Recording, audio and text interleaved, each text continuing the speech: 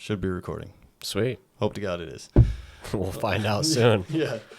Well, Nick Faussett is my guest this week. I don't know how I'm going to release these, but at this moment, you're my guest. For the week. Yeah. Tight. Happy Memorial Day. Thanks for doing this. Yeah, no problem. Appreciate All I do is chill, so. Yeah, I appreciate having you on. So for a little background with me and Nick, met a long time ago in a tournament where I could barely skate. I mean, I haven't come that far, but and then you were still in the Forest Service at that point, and I was on my way out. Yeah. And now I'm back in, and you're out. Yeah, well, a couple of years I'll probably be back into.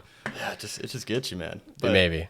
We'll see. If you go military, though, it might be not a bad move to come back with the vet. Yeah, I mean, we'll see how it goes. Yeah, I was just looking at some jobs this morning, and it's like, man, if I just would have served a little bit of time, man. Like. Yeah. Well, I don't know. It's just something I thought I might want to do, might want to try out. So it's only 4 or 5 years.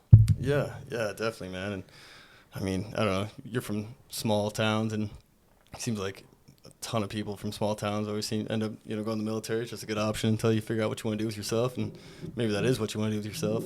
I'm no expert because I never served, so. Yeah, I mean, every time I tell somebody that, hey, I want to join the military, they always try and give me some advice or what they would have done, stuff like that. But man, I didn't ask you, Yeah, that's a good point, dude. Yeah, and it's if a guy went in and served, I'll listen to you. But there's a lot of guys out there that don't really know, and they just want to tell me what they think. Well, yeah. I'm making my own decision. I'm going to do what I want. Yeah. So. Yeah, dude. I think that's a really good call because you probably experienced in any facet of life, like when I first got into college, even my advisor was trying to tell me what I want to do. And well, even in college, my counselor too. It was especially in high school, I don't know what the heck I want to do in high school, man, let alone now even, man. I got career ADD still, and I'm 35. Yeah, high school kind of put a bad taste in my mouth about school in general. So after high school, I did 1 year of college. I was like, I don't want to do that. Yeah. So I went to Fire Academy and did Structure Academy. Oh, really? Yeah. Dude. Yeah, so I guess if you want to go back that far. Yeah, let's do it. So Durham, North Carolina. Durham's not actually a small town. It's pretty big. Oh, is it? Oh, see, yeah. I thought you were a small town guy. No, I'm a city boy from the East Coast. So Durham has 300,000 people, and Raleigh's right there. Oh, I've heard songs. It's close to 1 million people over there. So that's when you're telling me, I don't want you to take all your time driving. It's like, hey, man, in Durham, across town takes you 45 minutes. Oh, really? So I was like, yeah, it's no big deal. Yeah, geez. Less than, from the drive you just did now, from one town to another was probably less time than that. Yeah. Huh? Yeah, but grew up in Durham, went to high school in Durham, and did, Durham Tech Community College, and I hated it. It was so bad. Oh, yeah. And then I was my mom actually got me into fire, interestingly enough. I was just a chump when I was 18. Didn't know what I was doing, just living at the ice rink. I had the best go to the ice rink. At least you had that. I didn't even have that. But yeah. I was just a chump, dude. I didn't know. Yeah, I was just total chump. And then my mom was like, you should go volunteer at the firehouse and see what they do. And I was like, no. And then 2-3 months later, I'm just cruising by, and I look at the Hope Valley Volunteer Fire Department. I was like, I'll go see what's up. I'll go take a look. Yeah. And I went in there and asked about volunteering. They're like, well, the whole Durham County was kind of transitioning from a lot of volunteer to paid for the county. So they're like, yeah, your best bet's to go to Fire Academy. And I just signed up, and it was really cool. It was really sweet. Oh, nice. How long was the Fire Academy? A couple months or? The academy was 6 months, and we got our EMT basic.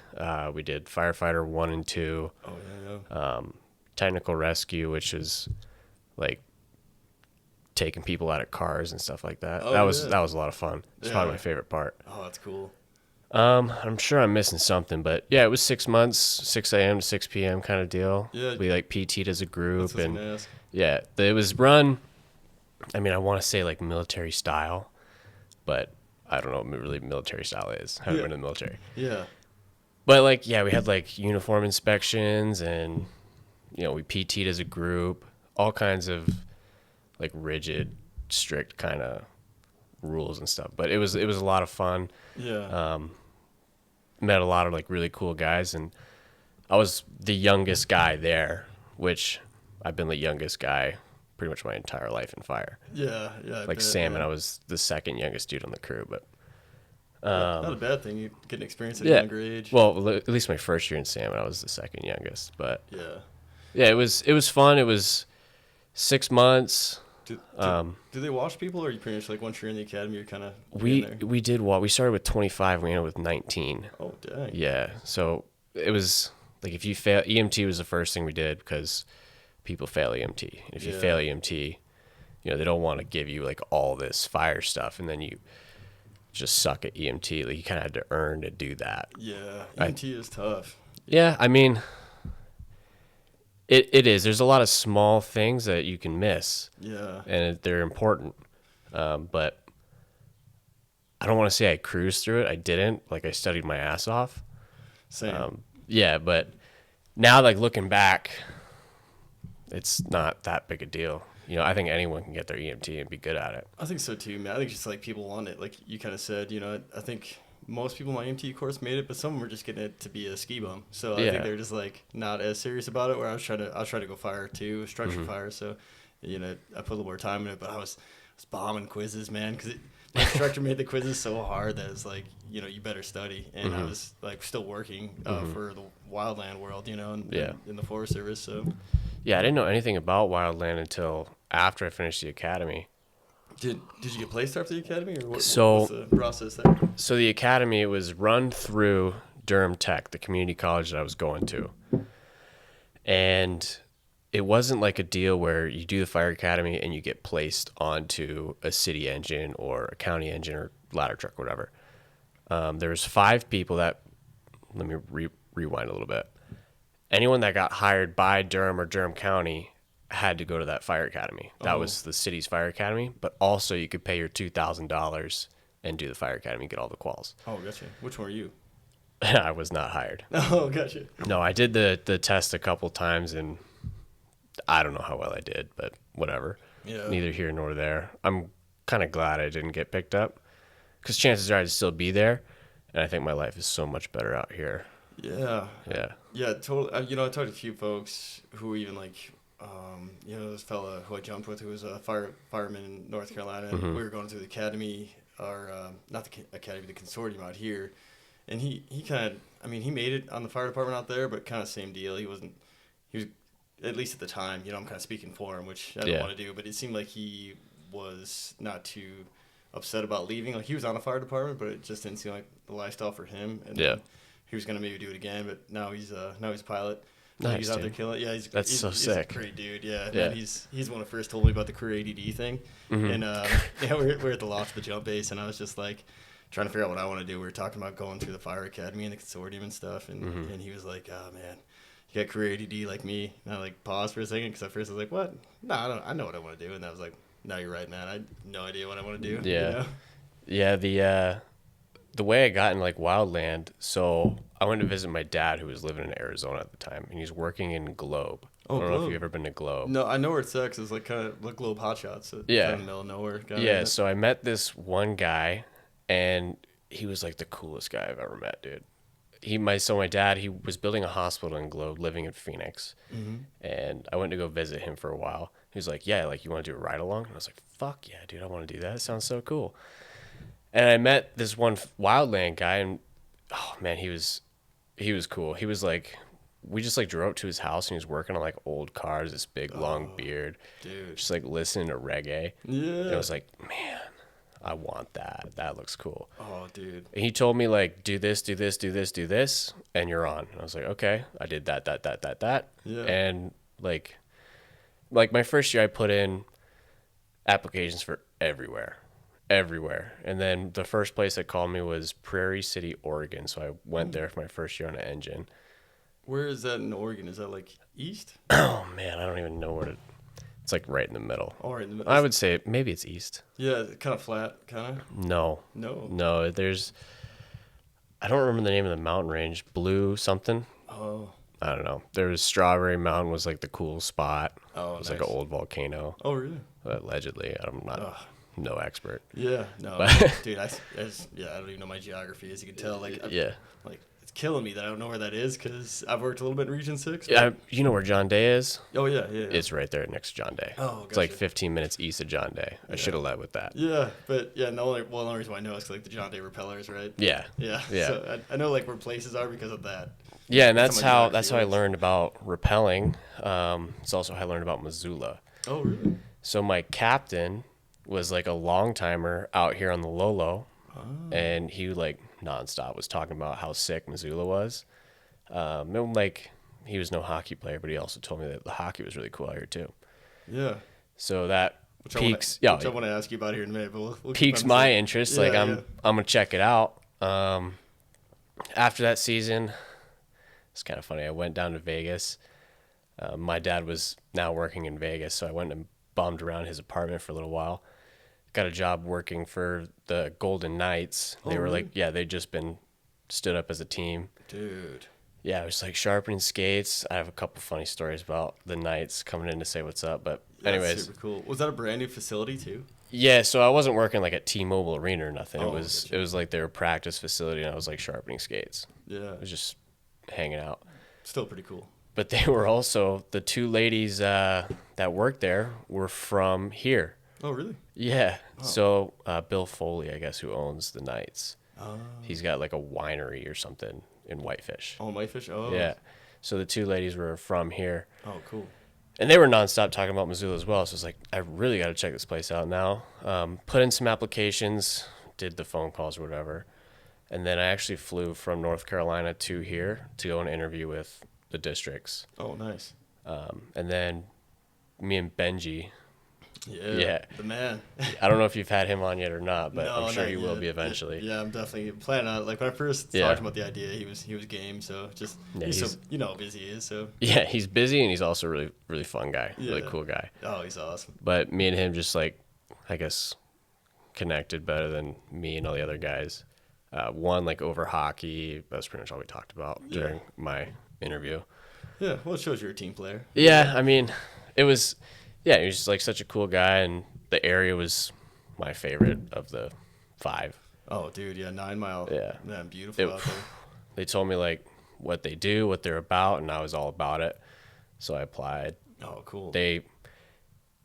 I was here for a week, and like as I was getting ready to leave, like go to the airport, I get a call from Benji, and he's saying like, "Hey man, like we're gonna pick you up if you end up like getting on our list." I was like, "Oh sweet, that sounds so cool." Hung up with him, and then I got a call like right after that. I had gotten a GS4 on the Tonto Oh, cool. down in Arizona, and I was yeah. like, "What do I do?" Oh, pickle. Yeah, 'cause you'd be close to your dad, and Well, Arizona's cool. yeah, but it was also like, Oh, your dad's in Vegas at this point. Sorry. well, he still had a house in Phoenix, but like, Yeah. if I mess up my application, which is incredibly easy to do, Dude, so easy. I don't make it on the list, and then I don't have a job. Yeah. So I was like, I don't know how to navigate this. So I Yeah. called Benji right back. He was like, take the job, and then if we can offer you a job, we will, and then you're gonna have to call them back and turn them down. I was like, okay, Yeah. like that sounds kind of scummy, but I'm about it. Yeah. I Well- mean, Well, before you know how the Forest Service works, and probably Yeah. like BLM and state probably kind of the same deal. It's like they know you shotgun it out there, so they're Yeah. like, hey man, if we can get you, we'd be stoked. Especially being a post athlete, like or still Mm-hmm. an athlete, like that's where he shows that you're probably fit enough for the position. And Yeah. that's huge right there. And then, but they know, man, you're shopping around, but I was the same way. Even like my first 5 years, I think I was still like, if I applied somewhere and I just turned it down, I just felt like a dirtbag. I was like, oh, Yeah. man. it was, yeah, I mean, I was stressed out there for a little bit, but it all worked out. Like Benji called me like February 20th or something. Oh yeah. Like right when the names came out. And yeah, I might not be remembering this correctly, but I want to keep it as my memory, Yeah, totally, that dude. Benji was like, hey man, you can like pretty much choose where you want to go. Maybe it wasn't like that, but at least I like to think in my own head, I like to think that I was like a hot commodity. They wanted me on their crew. Yeah. I was like, yeah, man, I'd rather go work at 9 Mile with you guys. So take my talents to South Houston. go work a 9 Mile. Yeah. No, I'd keep it that way too, man. Makes for a good story. Yeah, at least I like to think so. Yeah. Whether it was like that or not is irrelevant to me. No, I know. Well, like when I got picked up for smoke jumping, it kind of same deal. I was like, oh man, yeah. I mean, but I kind of knew that everyone had been hired, but me. So like, I think I was the last hire. But so I kind of knew that going in, but I still felt pretty good about myself. Mm-hmm. And then like when I got there, they kind of talked that like I was the last person hired in the whole smoke jump world in 2013. So I was like, yeah, okay. Hey, you were in it though. You did it. Yeah. Whatever got me in. So you were at 9 Mile for 1 year, right? Yeah, just 1 year. I got a funny story about my first day, first week at 9 Mile. Oh, hit me with it. And it's gonna happen to everybody. Maybe not exactly this, but everyone will have something similar. It was like the first or second week, and we were doing it like we were prepping for a prescribed burn, and I'm like going to the truck for something. I don't remember what. Doesn't matter. No. But I get to the truck, like I open up the back. There's the gate on the back, and then we had these like racks that you could pull out. At least I think you could pull them out. That were like built into the back of the truck. Oh, gotcha. Yeah. I like put whatever back or grab whatever, and I close the truck. And I'm going to close the top gate, and I just let it fall under like its own weight, and the back glass just smashes everywhere. I was like, yo, no. I'm fucking fired. Day one? Yeah. Yeah. Oh, Yeah, it was like super early. It's like, jeez, man, like, what do I do? Oh, and like, it was the first time my first year in fire, I didn't have a radio. So it was the first time I was on the radio. The first thing I ever said on the radio was like, can someone else come down to the truck, please? What's wrong? I didn't want to say it on the radio. Can someone just come to the truck? That's and they smart, get down though. there, it's like, oh, dude, what did you just do? It's like, I'm an idiot. My bad. Yeah. It's like, oh, man, I cringed about that for weeks. But yeah, I mean, like, it could have just been one of those things, dude. I mean, you know how beat up those things get? Like, it was just like one so slam it's away like from the breaking. rack doesn't slide out. I thought it did, and like it just tapped the corner just right and smashed the whole back glass. It's like, oh no. Oh, son of a. Oh, man. I think my sound was a little off. It sounds a little better now, huh? Oh, yeah, I can hear you better. Damn it. Yeah. How it It goes. happens, whatever. Yeah. Not as bad as smashing the glass. Yeah, so you said that the rack doesn't actually come out, you said? Oh, like it had some parts that slid out and some parts that didn't, and they were kind of heavy, so that like I don't know, man. All I know is I smashed the glass on like my third day. Oh, dude, that's tough. What did they say? Were they like, hey? Yeah, there was the one chick, she came down and was telling me like how this one time she like hit a water pole or something. Like just a spigot out in the middle of the woods. She like grinded it and ripped the whole side of the truck up. Made me feel a little better. Yeah. I was like, okay, well, I mean, like I hadn't done enough to like have really seriously kind of messed up before in fire. So like I thought it was a big deal. It wasn't that big of a deal. Oh, that's good, man. Yeah, like, well, but everyone has that same reaction, I think. Like, anytime anything happens, even if you've been in fire for a while, you're like, dude, I just wrecked something. You're like, yeah, it's like, oh, man, I'm better than that. Yeah, come on. Yeah, I think it's more of a pride thing. Yeah. You know, like, it sucks, it comes out of the budget a little bit if you break something, but, yeah, everyone's just like, but, I mean, everyone, I think, has the same reaction as you would, like, all right, man, well, everything's my all ego right. was definitely bruised. Yeah. And then that's why you left to go rappel? Not exactly. No, yeah, I just wondered.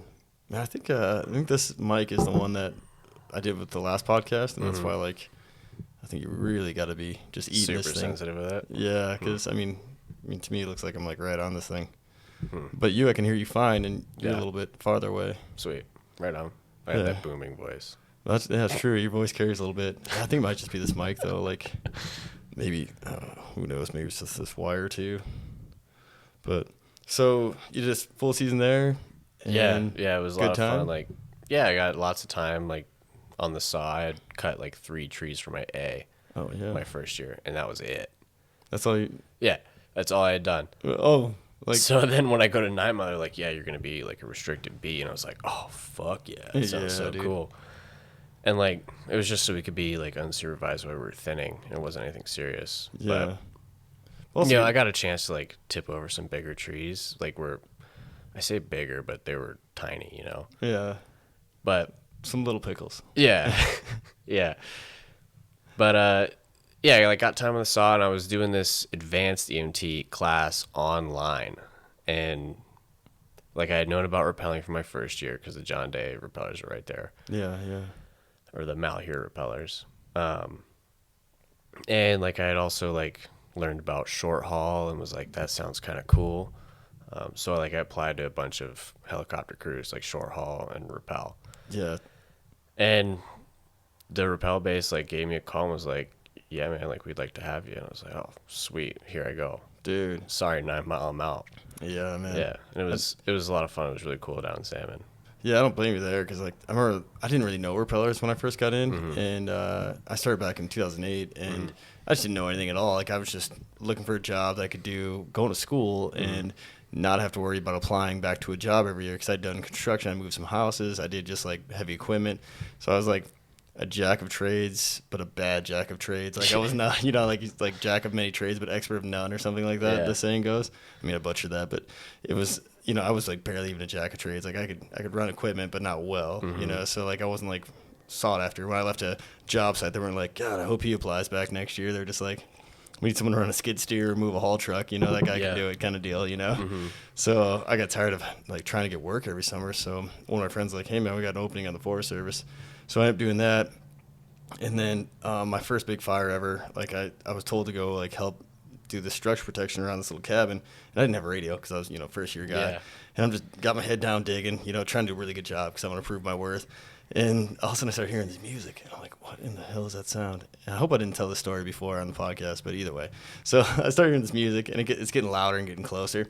And there's just like a small group of repellers that just showed up out of nowhere, all wearing these silver aviators, like the super mirror chrome, and just like looking awesome. Like, just like, hell yeah. So, yeah, they all, like all the crew pants, like gear, those big, like kind of, darker green pants. Yeah. And just look like I think they had patches too. They're the Gallatin repellers. Shirts untucked. Yeah, totally just looking chill. And I'm in my bright yellow, and brand new pants. Like, I mean, I'm looking just new as can be, and they're just jamming some music, and they come over and say, hey. And then, like, as they're, like, talking to me, they get a call because they have to go back to their ship because they're like, hey, man, we need you guys out here ready because there's a storm coming. And all of a sudden they took off. I'm like, that's super cool. Like, I know I'm new, but I know I'm going to be stuck on this huge fire until it's out because it's on our district. So I'm like, but I'm okay with it, But then I saw, like, man, these guys getting in on the IA action and they can just leave. I was like, man, that is super cool. I was blown away. So, like, at first that was the mission, man. I was like, I need to go rappel, and then life goes. And well, shit, jumping school too. Yeah, jumping's super rad. Yeah, kind of worked out pretty good that way. But man, my first time I wanted to do everything, man. I wanted to rappel, hot shot, and jump. But only got so much time, and know. Well, rappelling was like super cool, and like salmon, like, was just super intense. Like, all the guys are just so much better than me at almost every single capacity of fire. Oh, really? Yeah, dude. Dang, man. Like, my first year there, like, I showed up like thinking I was gonna be cool, total chump. Yeah, total chump. I heard they're pretty heavy, man, because like they get a lot of dudes that go jump, or just folks that go jump off of salmon, and like they're usually like fine. Like, they're not usually struggling when it comes to rookie training because I think they're already been through a little bit of version of it, Yeah, and like I totally bought in. Like, we've heard it a handful of times. Like, salmon was the premier place to rappel. It still is in my mind. Well, I mean, I don't really know any different. I haven't experienced a whole lot of other crews, but like, I bought into that. Like, this is it. This is the big time kind of thing. And that's the way it should be, right? Like, you want your program to say they're the best. So that, you think they're the best. Like, man, we're doing it better than anybody. Even if you're not, it's still like you're bought in the program, and you have that belief, and it makes a stronger program, I think. Yeah, and it was run by the three guys at the top were just super dialed in. They were super passionate about the program, and I really bought into everything they had to say. They were super good, like, leaders, and it was a great time. Like, I learned a lot, and I grew a lot at Salmon. So dude, I'm super fortunate for my time. It was so important. It was hard. Yeah, it was hard for me to say, like, hey, I'm not going to come back this year. Yeah, but I mean, you had some good fortune and good reason. Yeah. Yeah, I mean, it's just the way things shaped out. Like, I would love to go back eventually at some point. Yeah. Maybe when I'm less of a chump. You gotta be a chump before you can be a stud, so I'm on my way. Yeah, exactly, man. Dude, I'm not gonna say it, but there's a line off. I can't even think of the movie, so it's probably fine. What was that one with the football player? Jeez, man. Rudy? No, it was a fire movie in Howie Long. I haven't seen a whole lot of fire movies. I watched Firestorm for the first time That not was too the long one. ago. Firestorm. Yeah, Oh, I think that one's got Howie Long in it. Right, they're jumping with Pulaski's on their hips. Yeah. Oh, I know what you're thinking. Yeah. I'm not gonna say it either. No, I don't want to say It's it. made now. me cringe. Yeah, exactly. I don't want to say it. Now. I was gonna say it, but yeah. But yeah, you know what I'm talking about. Yeah. And if for people who don't know, it's easy to find out. Yeah. Firestorm, incredible movie. Yeah. Incredible movie. It is. It's pretty spot on too. No, it's a good watch though, man. Like it's like those good cheesy movies. You know, like that Angelina Jolie movie. Did you see that one?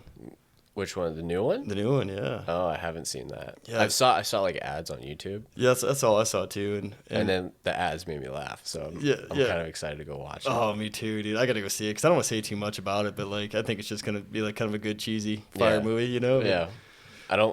I think fire's gonna play a lot less of a role in that movie than we expect. I think so too. Yeah, Probably. Yeah, it looked kind of similar to Firestorm in it too. Because I think I saw a clip where like the bad guys are lighting some fires, and yeah, Firestorm. My favorite part in that movie is like they're like right at the start when they're digging line, the guy tips a green tree into the fire. Oh yeah. Nice, dude. Oh nice. yeah. It's like that's You get reamed. Yeah, exactly. Oh, dude, people be pissed. You get reamed. Oh, dude, but it made it look so much more heroes, status than any wildland stuff. Yeah. Like, I mean, I don't know, maybe in California you're getting people out of houses, but I've never been on a fire where you're like jumping through someone's window, avoiding the flame front. Yeah, they're like no hard hat, no tools or nothing, just crushing it. Yeah, I mean, I guess when you're probably in that awesome shape, you don't need it, Yeah.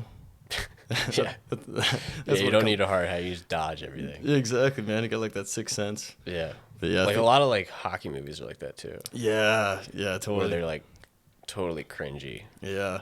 Even like Mystery Alaska, like I really like that movie, but it's, you've seen Mystery Alaska, right? Oh yeah. Yeah, it's a little I've seen them all, dude. Oh yeah. All the hockey. My uncle was in a hockey movie. Was he really? What you hockey ever seen movie? Youngblood? Youngblood? No. What's that one? It's an old movie with like just a stacked cast. Like Keanu Reeves is the goalie. Oh, Patrick Swayze, I think, was in there. Rob Lowe, and then my uncle, who's not even close to as famous. Oh, that's awesome. Yeah, Is your uncle kind of famous though? Say again? Is your uncle kind of famous though? No. Oh, really? Not at all.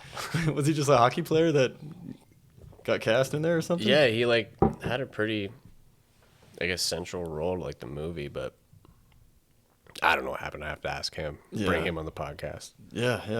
I'm game for it. Yeah, I'll bring anybody on. Youngblood, it's a classic, dude. That's As cool. far as hockey movies go, that's the one for me. Yeah, let's check it out. When I hear hockey movies, my brain goes to Mighty Ducks and the Goon. Goon. Dude, Yeah. I hate Goon so much. It's pretty rough, man. Oh man. Especially like it's kind of like an emotional movie. Oh, and then actually my favorite hockey movie, just by talking about Goon, it's old. It's like from the 70s. Which one? Slapshot? Slapshot. Yep, Hell that's yeah. the one, dude. That's my favorite, man. That's a lot of people's favorite. Yeah, it's pretty rough. I don't know, like by today's standards, if you could really recreate something like that, but No, not even close. yeah, To close. was it Paul Newman is the main dude in that? I think, right? I have no idea. Yeah, I think that's the main guy. But it's cool, just like rough, kind of like beer league, semi-pro hockey kind of. Yeah, yeah.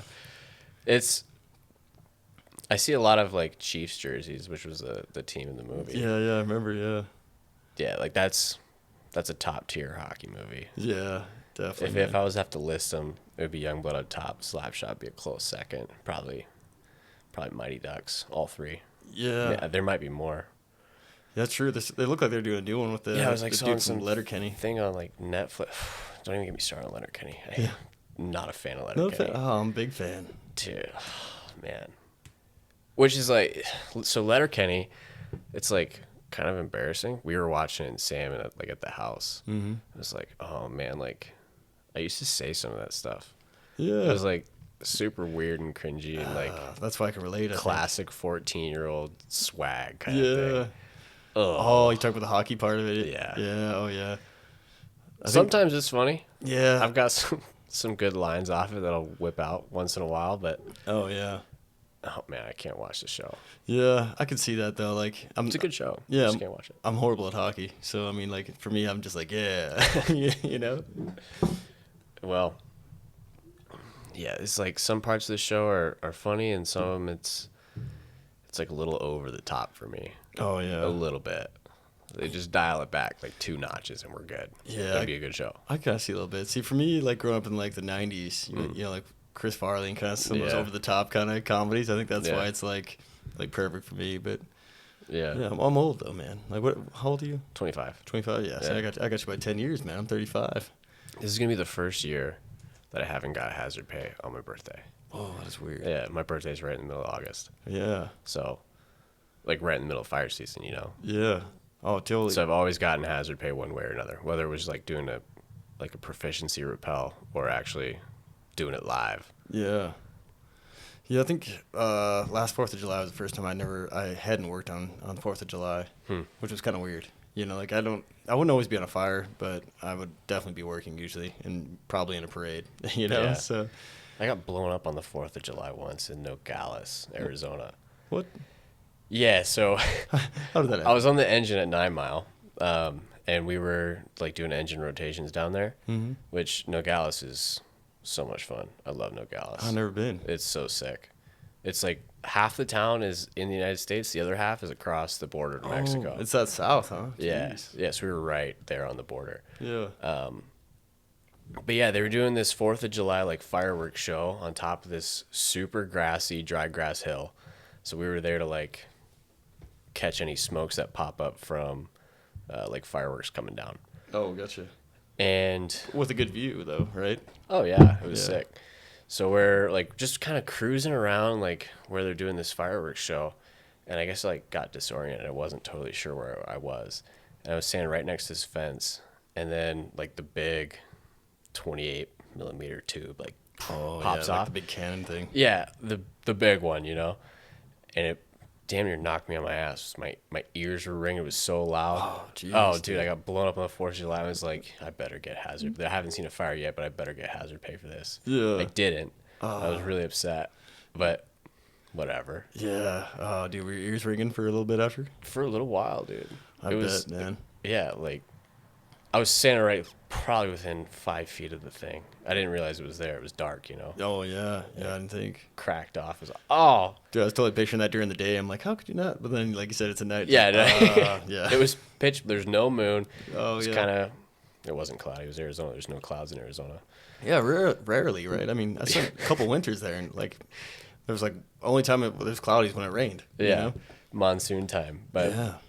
yeah, man, it was like clear sky. There was no moon, and it was like pitch black. Where I was like walking through brush and stuff, so I wasn't looking like my situational awareness was way down. The old essay. And then it cracked off. It was like, Yeah. stop! Like, get out of here. yeah.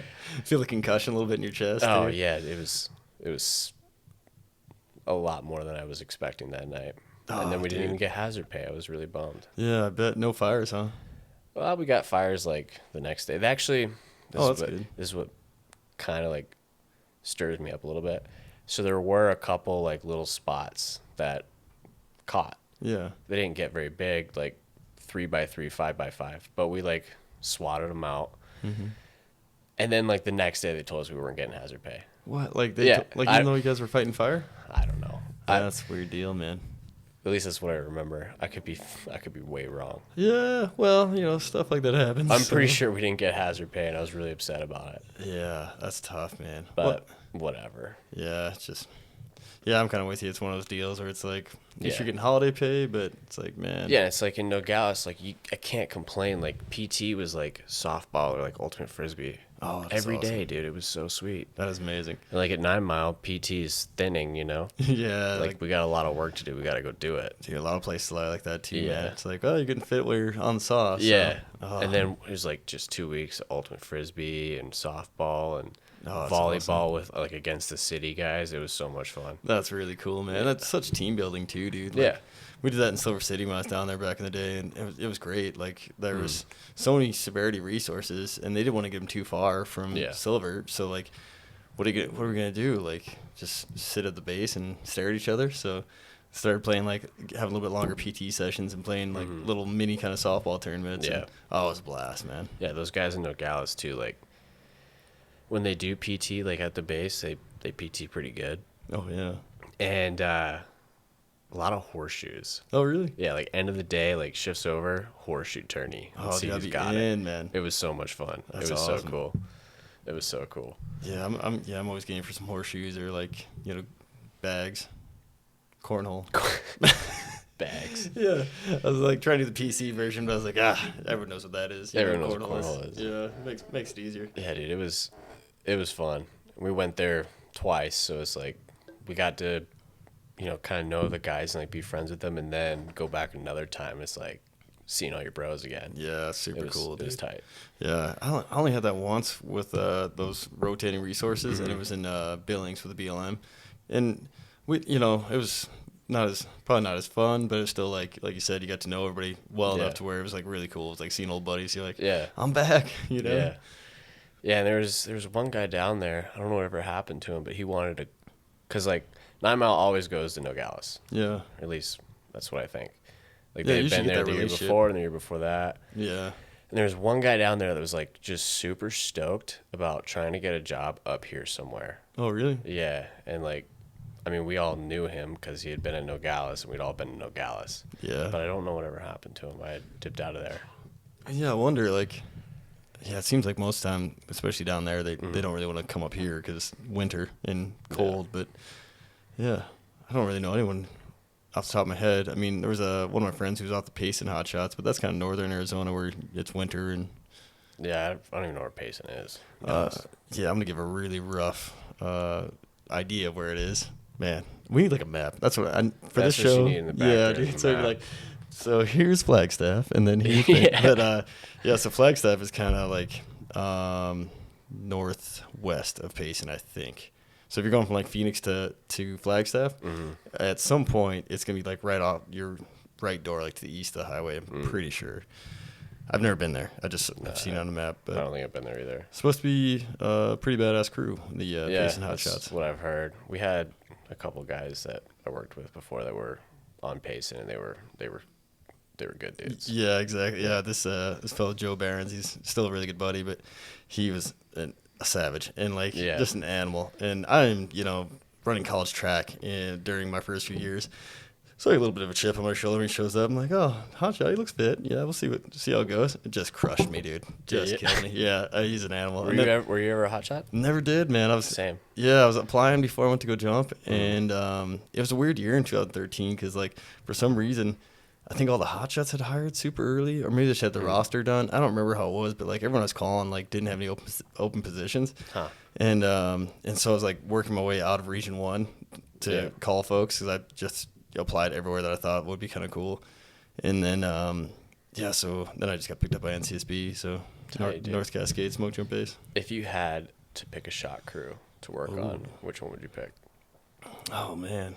I don't know. It's kind of tough because, now that I'm older and been in fire long enough, it seems like I know more of the soups. Yeah.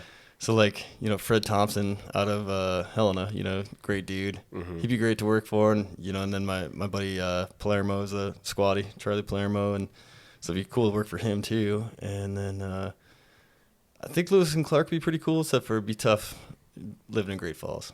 Yeah, I wouldn't want to live in Great Falls. Yeah, it's just... I've been there a couple times. I'm not a huge fan of Great Falls. Yeah, it's a rough town, man. It's and it's not so... I think what makes it worse is that you have Missoula and, Flathead or up in Hungry Horse. All these beautiful spots, and then you have Great Falls. I was going to say, dude, living right here at Missoula, no love for Lolo shots, dude. No, they were definitely on my top. So it's Lolo and Helena because of Phi, I know Phi really well. We played hockey together and stuff. And he gave me a sweatshirt. Really appreciate. Yeah, he's a great dude. He's great. Yeah, it wasn't Lolo. It was a jumper sweatshirt. He's I'm not wearing this anymore. Yeah. And I was I get it.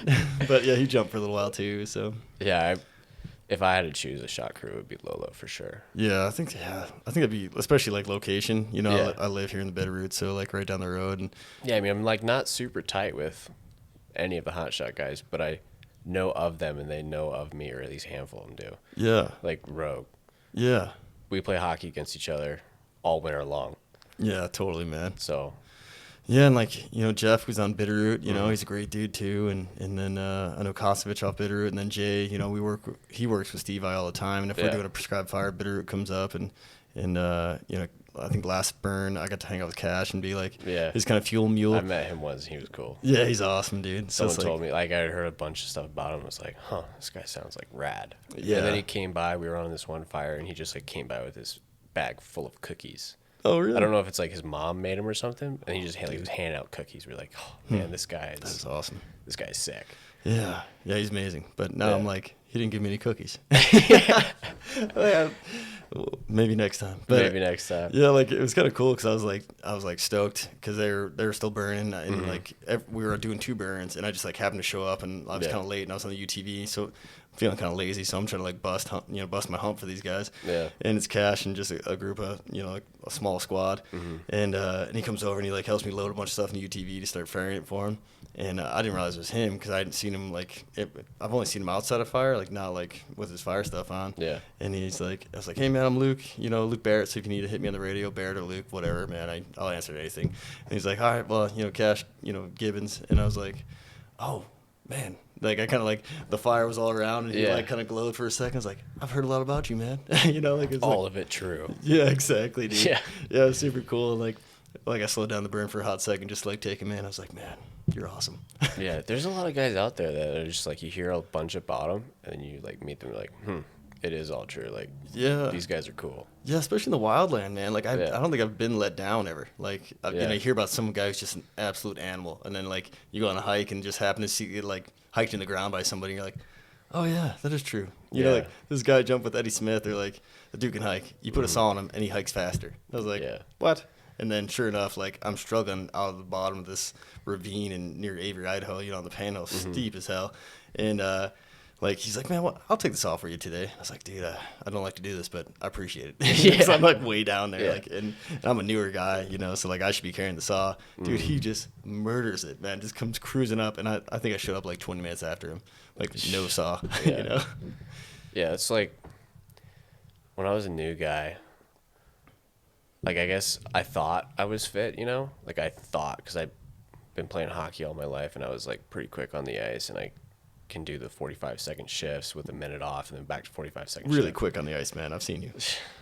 That's an exaggeration. Anyways. No.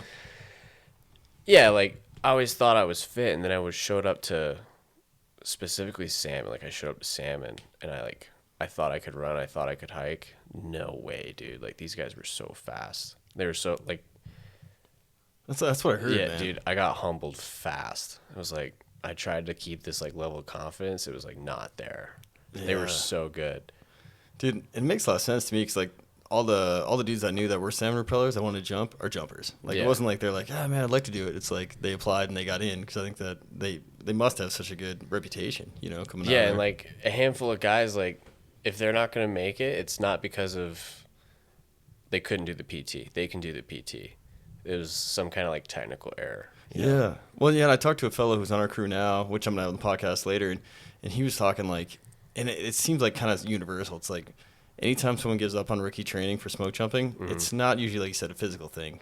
At least the people I talk to, typically it's like they're doing something horrible during training. Yeah. That's like really difficult and demanding a lot, and they like get a little one-on-one time with themselves, and they're like, I could be doing a lot cooler shit with my time. That's what it seems like. Yeah, the rookie in training in salmon, I won't say a lot about it because it's like kind of a secret, Yeah. Don't want it to get out. Yeah. But it was intense.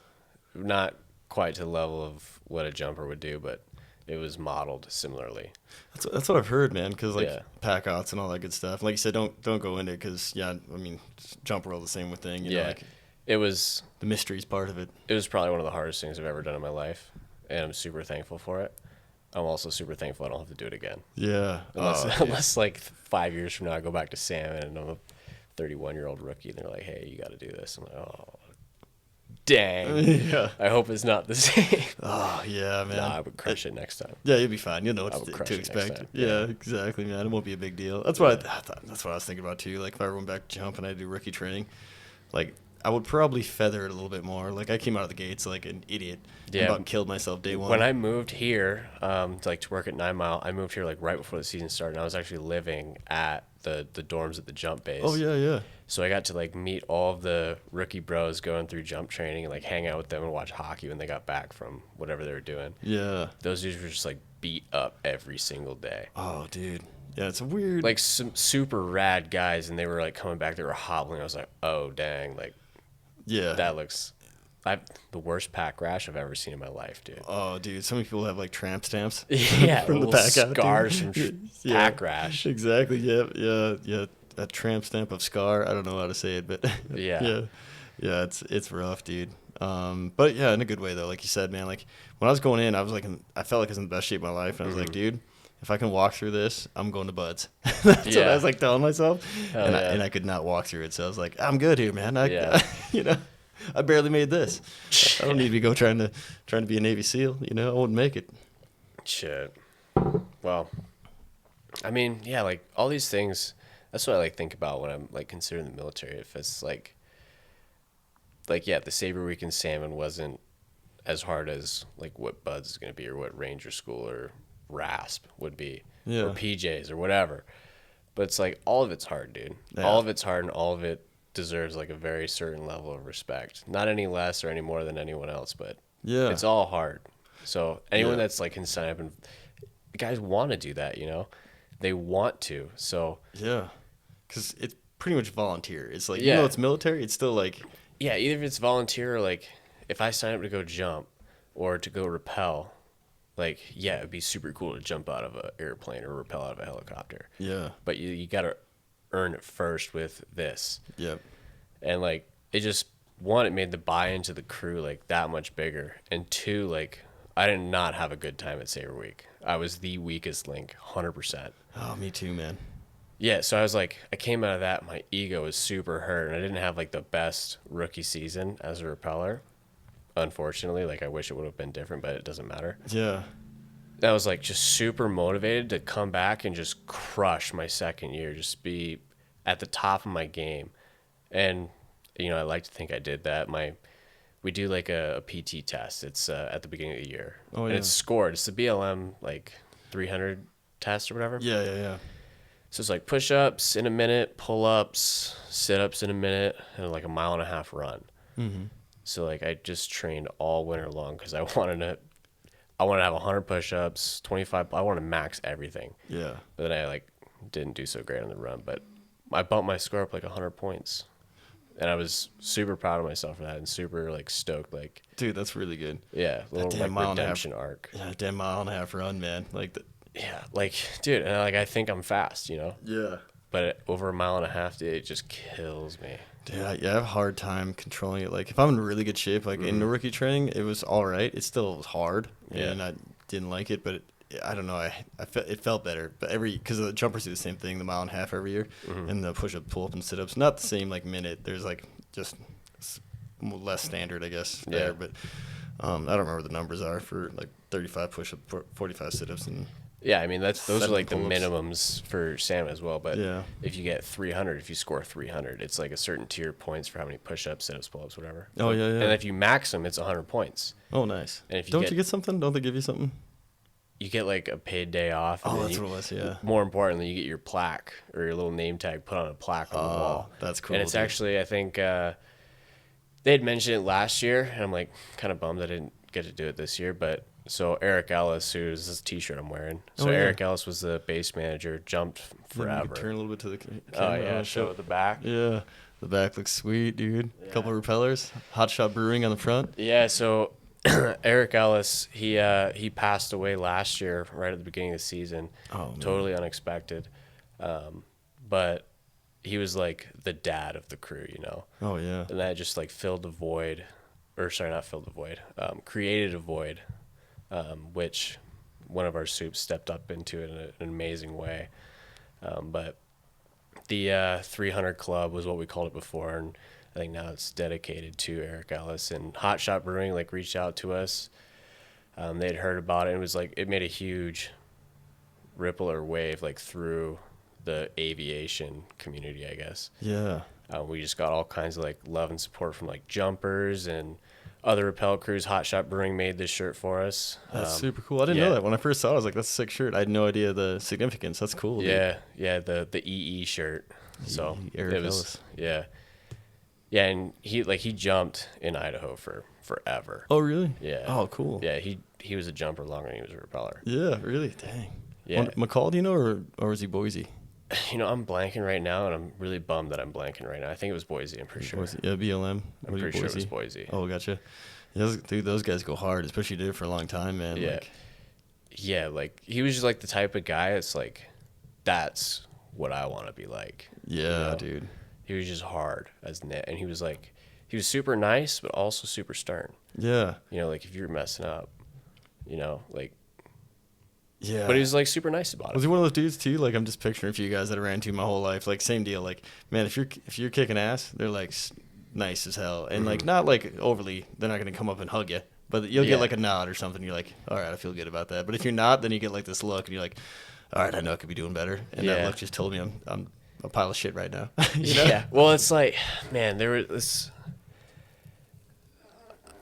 I don't know how to like explain it enough to like do it justice, you know. So I don't really know what to say, but he was like one of those guys that you could be like totally cool to just walk up and talk to him, and then he would, you know, I was a rookie, like I was just trying to prove myself, you know, and he was like totally invested in who you were and what you were about and what were your likes and dislikes kind of thing, and he was like, he was a super rad guy. But, yeah, some of the best leaders are like that, right? Because then they know you, so they also know like if something's up, they're like, Nick doesn't act like this, man. He's gonna, you know, like whatever it be, like if you're not being a little bit, if you're just like lackadaisical in something, you're not as enthusiastic, or you're just like quiet. You're like, something's not up, you know. Yeah, I got to be on a fire with him. We had like one storm cell come by and just pop.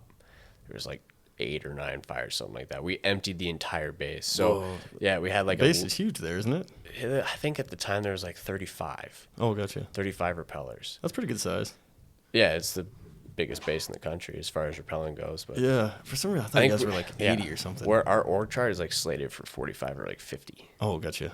So that's pretty big. Yeah, we like had this bust come through. And I was at like almost the very bottom of the list. It was the best fire I've ever been on. Oh, really? It was my birthday fire. Oh, cool, man. So we like repelled this fire on my birthday. Yeah.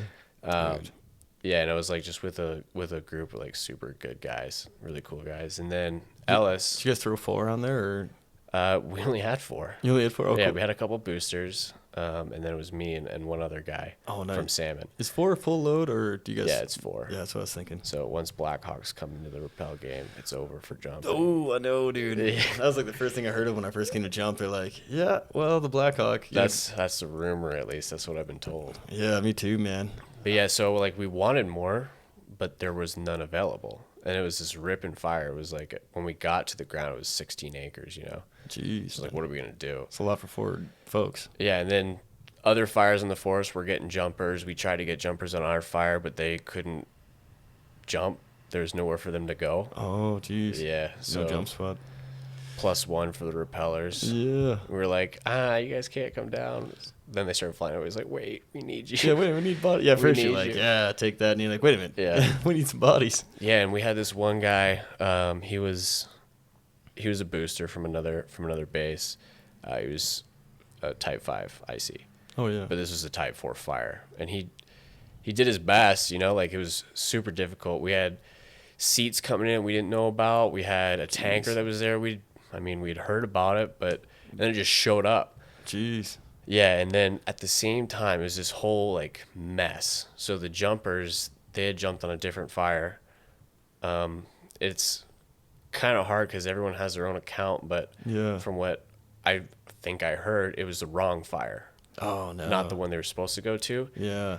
Another fire started pushing them, and they were like getting pinched off, but at the same time over the forest radio there was a hot mic going on. Oh, no. So no one could talk to like dispatch. Oh, and you could hear like over one of the TAC channels, like very scratchy, like, yeah, where are you? Oh, I'm over here.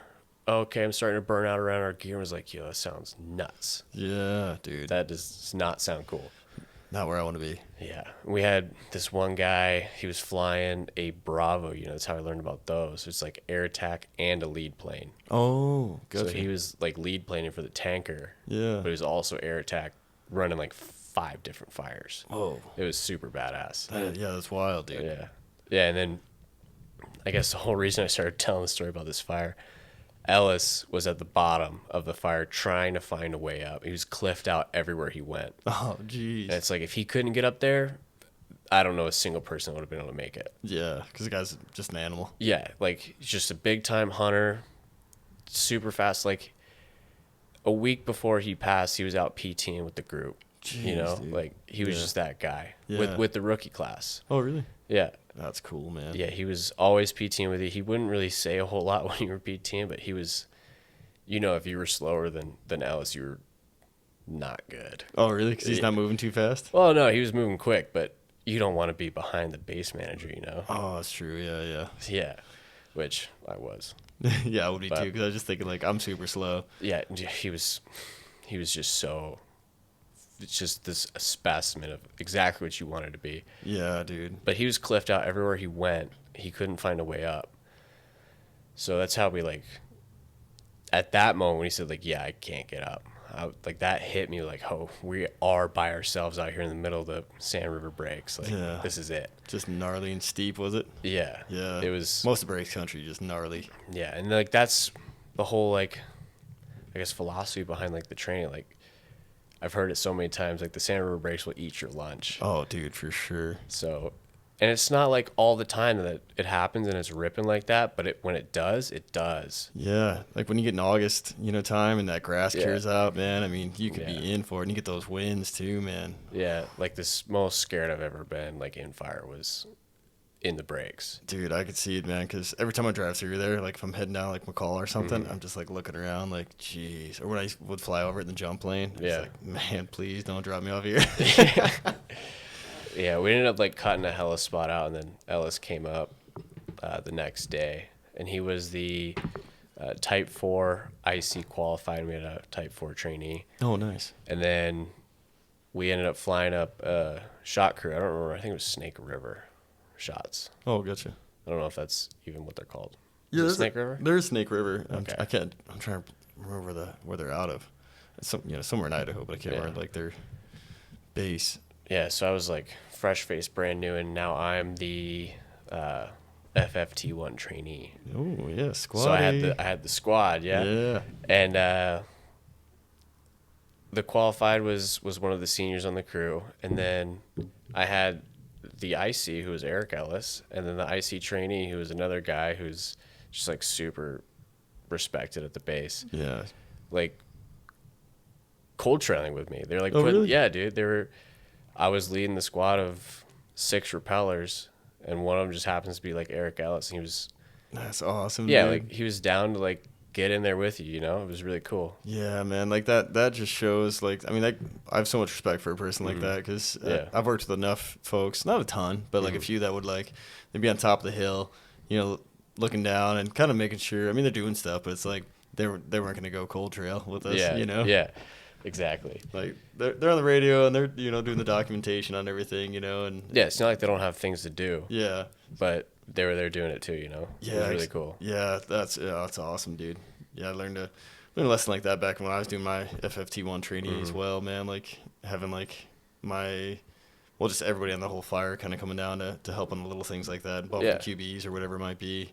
Like even my FMO bumped a QB into a fire one time, and I was like, that is awesome. Like Yeah, we were just giving them shit about like bumping a QB in. We didn't even really need it that much. I mean, it definitely helped, but we could have made it without. And then he bumps a QB in, and like it's hot as shit. It's in Yeah. August, and we're like, that is awesome, dude. I'm so glad I don't have to do that this summer.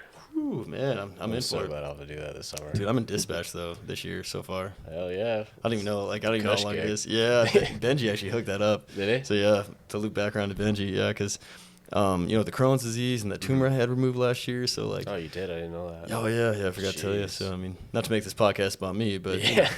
but medically Everything's I'm a about train you. wreck. Yeah, I mean, Yeah. pretty much. I mean, it is mine, I guess. I'm the host, so You can do what you want. It's Yeah. your rules. it's true. But I want I'll bring you on because I want to know about you. Okay. So, Fair. did you ever think about going back to structure fire? I wanted to ask you that earlier, but we're Oh, rolling. yeah, okay.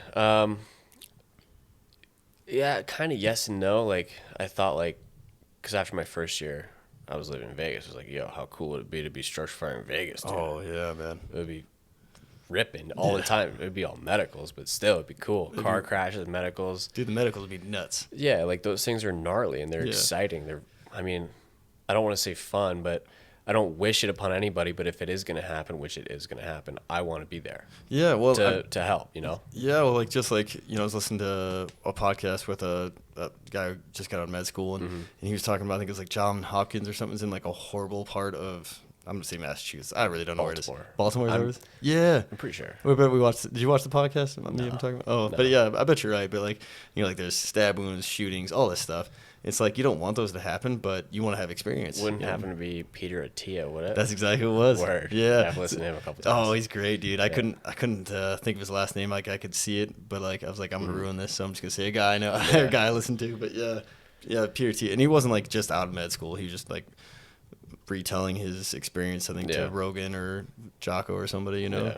And that dude's got a brain on him, man. Mm-hmm. Did you listen to the one where he did a swim from Catalina Island? Yeah. I mean, he's done it a bunch. Yeah, but it's like a 24-hour swim or something like that. Yeah, and the thing I really liked was like the phosphorescent algae or whatever you're swimming in, like, it was lighting up every time you took a stroke or something. Oh, yeah, those little bioluminescent. Yeah, bioluminescent. Yeah, that's what it is. Yeah, because he was talking about plankton or whatever. Yeah, because I think he was saying that you couldn't really tell because there's no other light out there, like the stars from the what was it called? The bioluminescent. Yeah. Algae or plankton, whatever the hell it was. Yeah, whatever was lighting up kind of looked like stars too. I was like, dude, I want to see that. Yeah, it looks cool. But I can't swim. I mean, I can swim, but not like that far, So I taught I can't say I taught myself. I read a book on how to swim. Oh yeah. So it's this guy Terry Laughlin, I believe his name was. Never heard. Made this program called Total Immersion, and it was like 10 sessions in the pool, like by myself, just like doing his drills. Taught me how to swim. Oh really? And then I like went online and did 0 to 1687 or whatever, which is 0 to a mile for swimming. Oh, gotcha. It was like you swim 25 meters and you get 12 breaths, and you have to swim 25 more meters. And then next week was you got to swim whatever, between 25 and 40 meters or whatever. Then you get to stop in the middle of the pool, take your breaths, and keep going. Oh, and gotcha. It like built up over like 2-3 weeks. Well, I mean, you're swimming like 3 days a week. Built up to, I went from 0 to swimming a mile in like 2 months. Dude. Yeah, dude. That's really good, man. Yeah, it was I've only done it like twice. That's, dude. A mile, like people but don't just realize, to see if you could do it, Yeah. People don't realize how far a mile is, man. Like if you get in a normal like Olympic-sized pool, and most places will have like the laps and how many it is, and it's, I don't even know what the number is. It's like 72 laps. Yeah, it's big. Yeah. And like a lap isn't a length down, it's a length down and back. Yeah, so, like full lap, yeah. I had like a bunch of quarters. I would take like a stack of quarters, and every time I got back, I would just move a quarter over to keep track of how many I've done. Oh, smart, dude. So this is in North Carolina at the rink I worked at. There was also a swimming pool there. Oh, I knew you would be, man. But I find everybody interesting, dude. Is it going? It's going. I just want to say thank you to Kevin. That's how you sync it up. Hopefully it was loud enough. I don't really have the loud mic, but... Should we try to seamlessly transition so like when you cut it, there's no... Yeah, I'm going to go to edit. I'll probably keep this in just because it's like kind of funny. Funny banter. But yeah, shout out to Kevin Foley. Yeah. Our assistant today. GoPro extraordinaire. Yeah. We'll get him on the podcast later so everyone gets a chance to see, put a face to a name. We left off with swimming. Yeah. So there's a SEAL, right? Mm-hmm. He was a Vietnam-era SEAL. And he was like, he would walk into the rink or to the pool. It was an indoor pool. Yeah. With like a walker. And he was like this super old guy hunched over. And he had this like chain on that had the Navy SEAL trident. That's how I knew to ask him. And I asked him, obviously. It was I would too. I couldn't resist. Yeah, I was like 17, like super in awe at those kinds of people. Mm-hmm.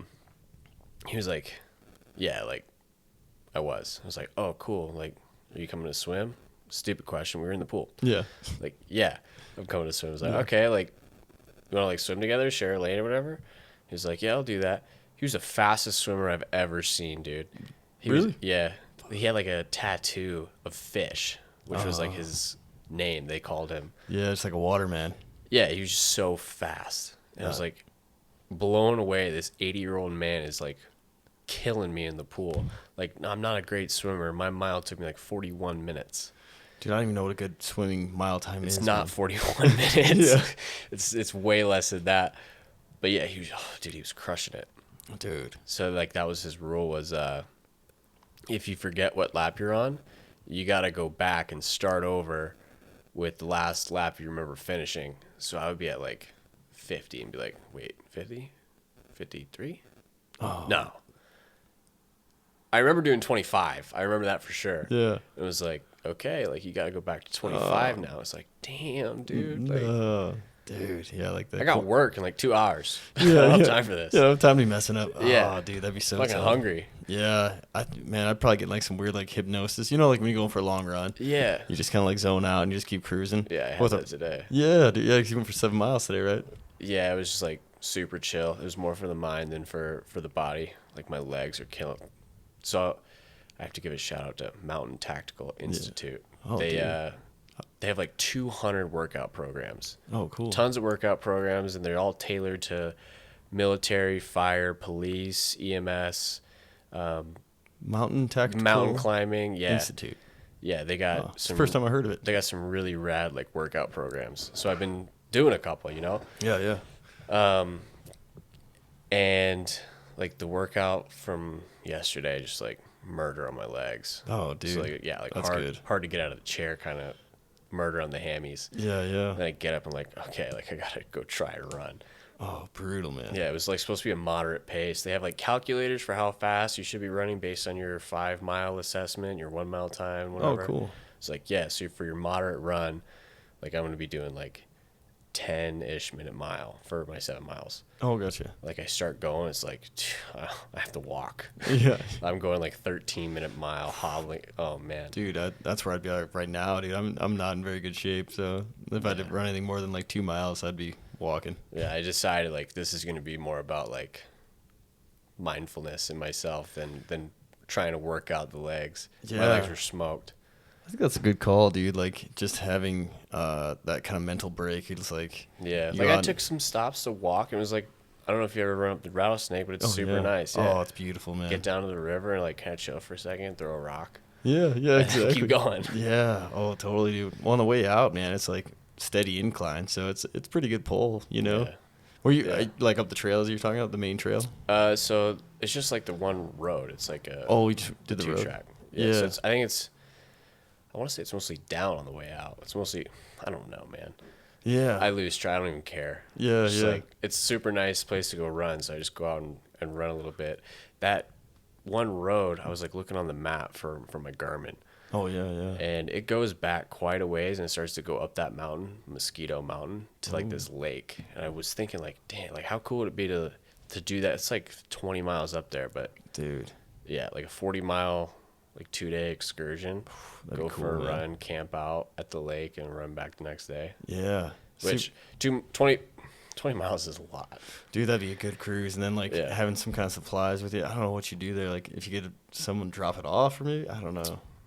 You have I like a don't know. biker, have someone, like, bike with you or something. Yeah. You know, carries all the supplies. It would be cool. Like, kind of like a mule there. Yeah, a little pack train. Yeah. Yeah, dude. Something, man. Because you can get back there with a bike, right? Oh, yeah, for Yeah. sure. I would imagine. Yeah. I mean, I haven't been the whole way up. I don't know how steep it gets, Dude, yeah, same here. but it looks like a Forest Service road. Oh, really? Yeah, I'm pretty sure. I think it's the same thing that I've been on. I thought it was a little bit of an incline out, and then on the way back, it's like all downhill. I mean, either way, it's pretty gentle. Yeah. It's not incredibly hard. Yeah, You know, that- I've been like keeping my heart rate within a certain zone and trying not to kill myself. Yeah. Either way. Yeah, I almost killed myself up there, and when it was like spring everywhere else, but Yeah. it's all shaded kind of. Yeah. So it was still Yeah, it just icy. gets icy, dude. Yeah, so I- I've killed myself up there before. I've been bummed out so many times, like yeah, I'm gonna go for like a really sick run, and then you get there and it's like just total ice, and you're trying to run on the side, and it's still shitty, and it's like, man, Yeah. it's kind of lame. Yeah, your legs keep sliding out. You can feel it kind of in your hips and groin. You're like, Yeah. I'm just gonna get injured, so I'm just gonna Yeah. walk Oh, well. back. Yeah. Yeah, that's the only downside. But otherwise, like you said, man, it's gorgeous up there. I haven't spent enough time like recreating around Missoula just because it's the job. Yeah, I mean, you I know? don't really do a whole lot either. Like even, like, I've been skiing twice my entire life. You know. Oh, like still, like even though you live here? Well, I only skied for the first time since I got here. Oh, really? Like Yeah. last year or when? So I went skiing this past winter at a Lost Trail, and then before that at Snowball. Oh, really? Yeah, and Oh, so that's pretty good, man. I picked it up kind of quick. Well, it was similar enough to skating, you know. Yeah. It was like the first time I'd ever been skiing. I was like super nervous, you know. But Totally. I was with my girlfriend, so I didn't want to be like, yo, I'm kind of scared of skiing. Yeah, I want to be like, no, there's no issue. Yeah, no it's like I factor. skate, not a big deal. Yeah, That's the thing. Yeah, skiing is pretty similar. Like when I first skied, I'd been skating like pond hockey stuff, so not great skating, but I could, transition because like the stops is similar. Like hockey stop on skates, and then what I've like figured out is just the way I skate versus the way I ski. When you're turning, like the weight is on the opposite foot. Oh yeah. So that like jammed me up a couple times, and I was like trying to pick up one foot or the other. It's like that also jammed me up. I did eat shit a couple of times. That makes sense because I think because of skiing, I think I skate weird. So when you're turning a skate, is it more weights on your inside? Yeah, dude, I couldn't even tell you. It's like hard to imagine in my head right now. Yeah, because I'm trying to remember because I think I'm always on the outside. Like I don't think I put much pressure on the inside leg. Well, if you think about a crossover, so if you're turning, I'm true. crossing over like all the time. You gain speed through a crossover because you get 3 pushes out of it. Yeah. You get your one leg coming up as a push, and it's crossing over. You step down, you get the bottom leg. That's the push, and that's where I keep most of the weight. Yeah. That's a push as well. And then when you come back, you get another push out of it. Oh, that makes sense. Yeah, 3 strides in one fluid motion. You get to pick up quite a bit of speed. Yeah, totally. Yeah, that makes sense, man. And yeah, because like that's what I noticed too. Like when we were playing up this spring, for people listening, hopefully people will be listening. Me and Nick were on the same hockey team, and shouldn't have happened. I mean, out of charity, I think you came and played because I was like, man, I'm bringing the team down. I need you to come and play. It wasn't just you. Yeah, I mean, I was, It was your brother too. Yeah, yeah. I think he's got a little more speed, and I think his stick handles a little better. Yeah, well, I mean, that's probably one of the main reasons I decided to stay in Missoula after like my fire season. Was like, one, the hockey was phenomenal. The community around hockey was great. That's what I was going to ask you earlier. 2 is like all the fire guys were here and they were all playing hockey, Yeah. So it's like we get to share that in the winter and we share fire in the summer. And like, yeah, you guys haven't been playing that long. I've been playing my entire life, Yeah. But it's still super fun. It's being an athlete though, especially like you can really probably feel it because of like I'm doing a horrible job explaining this, but with the transition to skiing from hockey, like you're an athlete, so you're like, oh man, and it wasn't a horrible transition, but then you see other people ripping, and you're like, well, man, I feel like I should be ripping. You know? Dude, it's like I was going down like fucking just hammering turns, and I was like, oh, dude, I'm killing this right now. Yeah. And some like 9-year-old is like, great day, huh? It's like, yeah, you fucking just ruined mine. Yeah, exactly. Just showed me up. Yeah, dude. And these little tiny skis. Man. Yeah, dude. Whatever. Yeah, great day. Yeah, I'm having a blast. That was the hardest thing my first year playing hockey. Is like I played a lot of different sports, and I was like, yeah, and I played pond hockey as a kid, skating around, but I was probably horrible. But the way I remember it, I was like pretty good in my head. Yeah, I had my aluminum Easton Gretzky. Oh, jeez. Yeah, aluminum shaft. Those are tight. Oh yeah, dude. Like, man, I was stoked, and then I think the reason my parents got them is because we couldn't break them, So, like, me and my brothers would play with those all the time. But in my head, I was pretty good. I was like, yeah, man, I think I could go play somewhere if I wanted to. Not like pro, but like on a team somewhere in a league. And then I hadn't skated since I was a kid. I'm like, I'll pick it right back up. No. Yeah, it seems like there's a lot of the guys are either like brand new to hockey. They just do it because like all their friends are doing it. Yeah. It's like it's a cool thing for everyone to do, and no one's really like that good at it because it's all new to them, Yeah, totally. And then there's the guys that like played as a kid and then picked it back up as an adult, Yeah. And then there's the 1 or 2 guys like me that have been playing forever. Dude, that's why it's so fun in the spring league, man. Like watching you, Hannah, and Tyler. It was like, this is awesome, dude. And then we had some people in between, like me and Caleb. Yeah. It's like. Honestly, dude, as far as sports go, like I can't get into football. I'm not a fan of football. Like even watching it? I don't watch sports at all, dude. Oh, really? If I'm watching hockey, it's playoff hockey, and that's about it. Yeah, man, it's so hard to keep track. I'll watch highlights or like the top 10 goals of the year. Yeah, same, dude. Just watch like Connor McDavid rip through everybody and ding it. Yeah. Was it Connor McDavid who's got like a super long stick? As far as sticks go, there's a lot of pros out there that use like way different than you would expect. Yeah, because that's like rumor has it Alex Ovechkin uses a 65 flex stick. Which, really? Yeah, so which means like the flex number is the amount of pounds of pressure it takes to bend the stick 1 inch. Oh, I didn't know that. Yeah, so you think about like Chara. Yeah, big dude. He's got like 125 flex, Jeez. which is stiff as a board. Yeah, what is he, 7 foot on skates? Damn near. Or something like that? Yeah, Yeah. he's 6'9" in shoes. Yeah. But then you get guys like the average, I guess, for like an adult player would be right around 100, like 87 to 100. Oh, gotcha. Yeah, because I think my newest stick was like 82 or 85. It's a weird number. Yeah, but there's like guys in the pros, like Ovechkin uses a 65 flex stick, and then there's like Marty St. Louis, who's another little guy. He had a long stick for him, and then like the lie, so the angle of the blade and the shaft itself was super shallow, so he could keep it on the ice kind of thing. Yeah, because it's so far out there. 'Cause Yeah. otherwise, you'd have it sticking up if you had Yeah. a shorter person with a long stick, right? There's like, yeah, some guys use sticks are like you would say like, oh, that's way too stiff. Some guys like that's too much like wet spaghetti. Yeah. Guys are like, oh, it's too tall, it's too short, whatever. But they're pros, man. They know what they're doing. Dude, for and sure. like, I have no clue. I'm not a pro, but I know enough about hockey and enough about sticks to like know what I want. Yeah. So I've been like experimenting recently, like with new curves and flexes and lies, and I think I've decided You like got it nailed down? 65 to 70 seems to be like my sweet spot. See, I wanted to get something down more into like the 75 area, you know. At first, it felt like a pool noodle. It felt Yeah. like wet spaghetti. It was like everything was flopping funny, and then I it's- just like took one shot, and it was like the hardest shot I've ever taken. It was like, oh, Seeing like, yeah, more of a, yeah, makes more, sense. yeah, more of a, I don't even know, like just a wrist shot kind of guy. I don't Yeah. have a slap shot for shit. You I know, don't take many of those either. yeah, like I just don't. You know how to do it. I don't know how to do it. That's why I don't do it. Yeah, well, that's a strong word. I try and take like a lot of slap shot one timers, which is, I mean, you know, what one timer is. Puck's Yeah. coming to you, and you just whack it. Yeah, yeah, But I suck at one timers. dude. Yeah. Even get my stick. Oh, you saw me whiff that one, didn't you? I've seen you whiff a lot. A lot, yeah. I mean, there's that one like right in front of the goal, and I was like, ah, and I heard the whole bench just like groan. I was like, Oh, ah. man. And then Yeah. luckily I buried the next one, but it was like the arms focusing so hard. That whole experience for that season was really funny. Oh, it was like dude. so entertaining. There's like guys on the bench be like, "Oh, nice play, Barrett," and be like, "That was not a nice play." Yeah, dude. Like, Yeah, that's- everyone's so positive on our team. Yeah, dude. everyone was like just so stoked and so happy to be there, and everything was good. You know, it was Yeah. like, nah, it's not what I would have done. Yeah, Not even totally. close, actually. Like you just backhanded it with no look up the center. Yeah. Oh, you saw that? That was every Turn game over for me. for a goal. Like, oh, nice try. Yeah.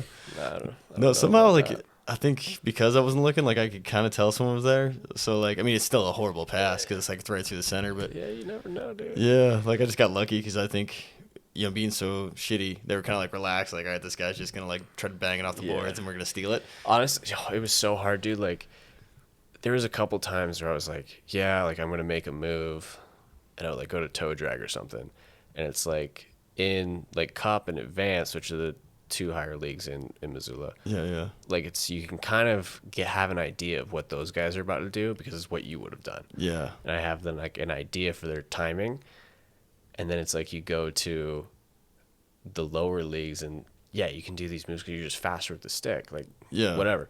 But then sometimes it's like a change up. You don't know what's about to happen because you don't know what they know and what they're about to do. Totally. It's like you're making moves like into them. yeah, Whereas you thought they were gonna bite this way, but they didn't even see that part. They didn't bite. yeah. They just stood there like a cone. Yeah, and you dude. run into them. Yeah, I saw a lot with you and Hannah and Tyler. Because, like you guys would like go to make a move, they wouldn't move, so you guys would just like kind of body them and just kind of go around them, but not like horrible, just like No, like I'm not gonna go out there and with guys who've been playing for like 4 years and like embarrass them. Yeah, that last game was a lot of contact, like accidental. Yeah, a Like- lot of guys just run into each other. Like, Yeah. dude, every night I was like scared for my teeth. Dude. 'Cause I don't know where these sticks are gonna come up. People pitchforking all the time. Oh man, dude. Speaking of that, like I got a horrible backhand, and so like instead of like trying to set it up, I'm just whacking at it, and usually it's just wimpy because like because I'm swinging at it when it's like way out here, So I'm not like even like bringing it back in and then putting some into it, Yeah. So I'm taking a big hack, and so usually my follow through is like up past my ear, and a novice undoubtedly put this one dude that is super nice guy was like always right behind me, and I was always like, luckily he had a cage on, but I was always just like right in his like cage. there's a couple guys like the novice and intermediate or whatever, like guys that will wear either no visor or just a visor. I'm like, dude, you guys are brave. Yeah. Like if I had a cage, I probably would have worn it. I don't even own a cage, so I don't know what I'm gonna do. I'm just gonna go and like try and be aware, I guess. But yeah, dude. I know I'm not gonna stick you. I might, but if I do, it's intentional. Yeah, exactly. Yeah, man, I was kicking myself after giving the tip on that last goal. Yeah, there was a couple that I was like trying to bank off of people, Yeah, are you hearing that weird little feedback? No, a little bit. Yeah, I don't know what that is. Maybe it's me. Maybe it's not. I don't know. Yeah, you hear that little like tickle? I don't know. It's gonna take a while to get used to the system, I guess. Yeah.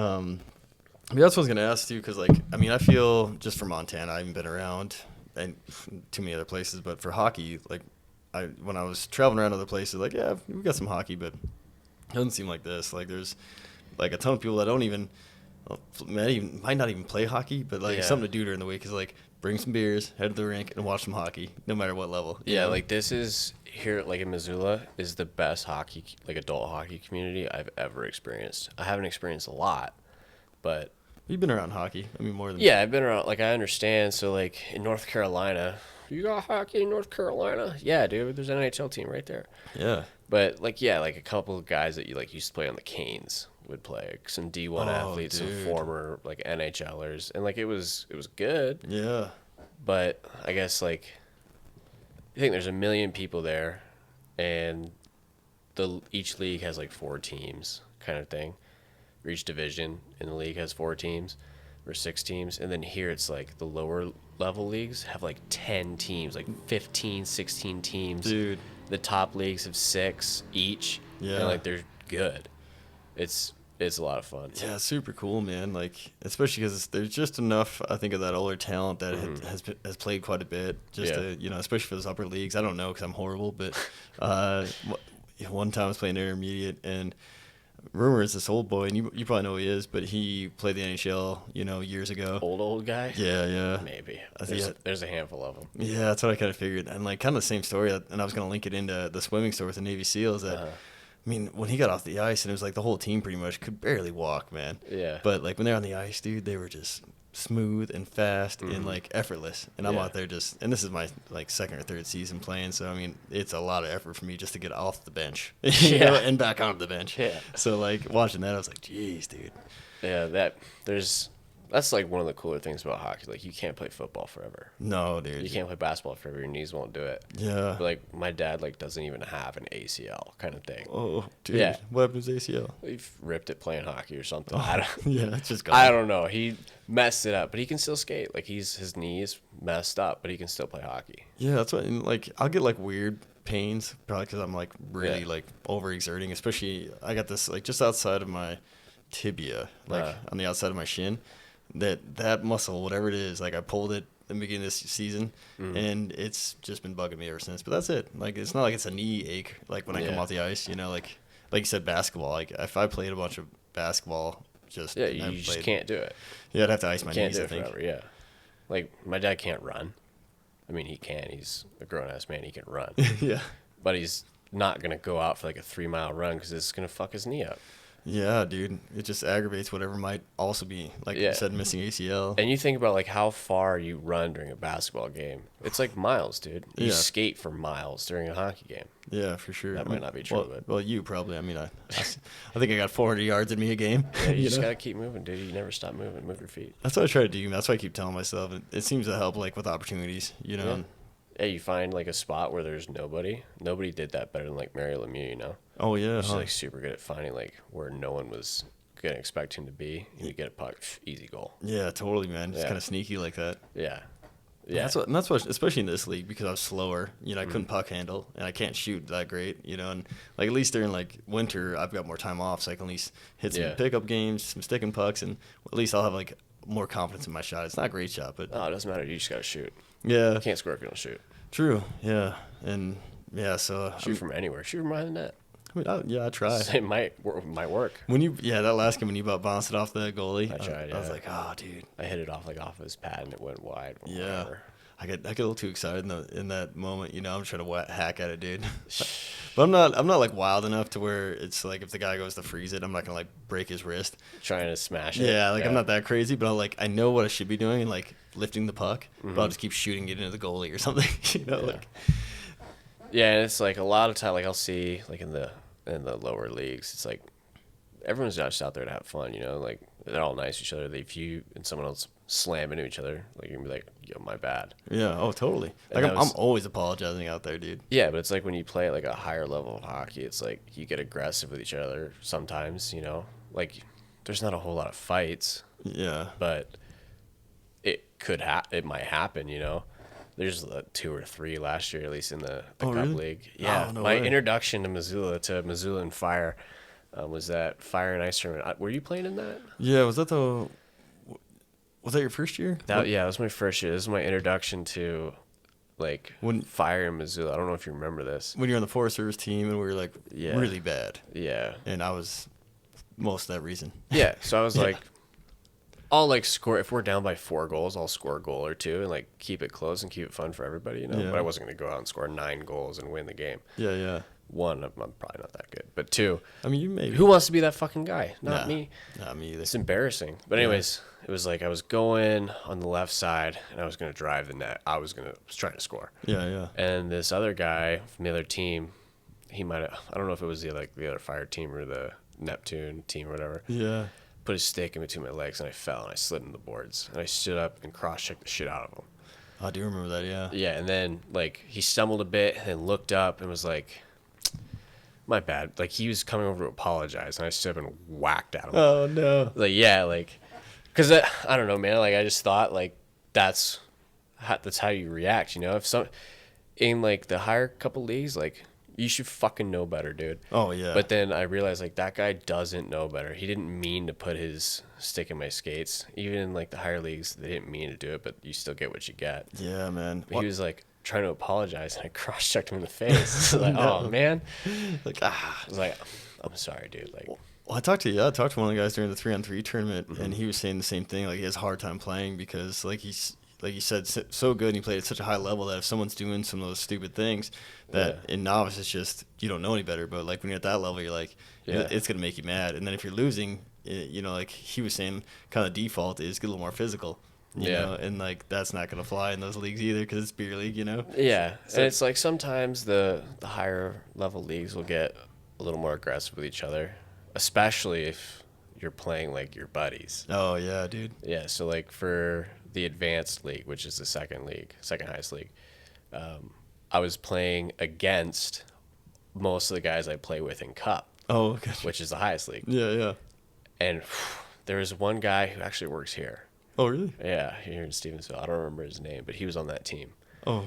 And he was getting bullied a little bit. Oh no. But he was also, I tried to tell him, I was like, yo, don't write a check you can't cash with that guy because he'll fuck you up if you get him mad enough, Yeah, for sure. It's like you take a swing at him, he's gonna swing at you faster, harder, and many more times. Oh yeah, you don't want that. Yeah, it's like don't write a check you can't cash. Yeah. And then sound advice. Yeah, and then he like wouldn't stop. He was like, I mean, he was standing up for himself, which do that, but I don't know. I have no idea how I would have navigated it. But then it was like I'm really gonna have to go over and like try and bully my buddy on the other team who's bigger than me. Most people are. Yeah. It was like, oh man, like You're stout, man. I'm gonna get if me and this guy were to fight, dude, I would get creamed.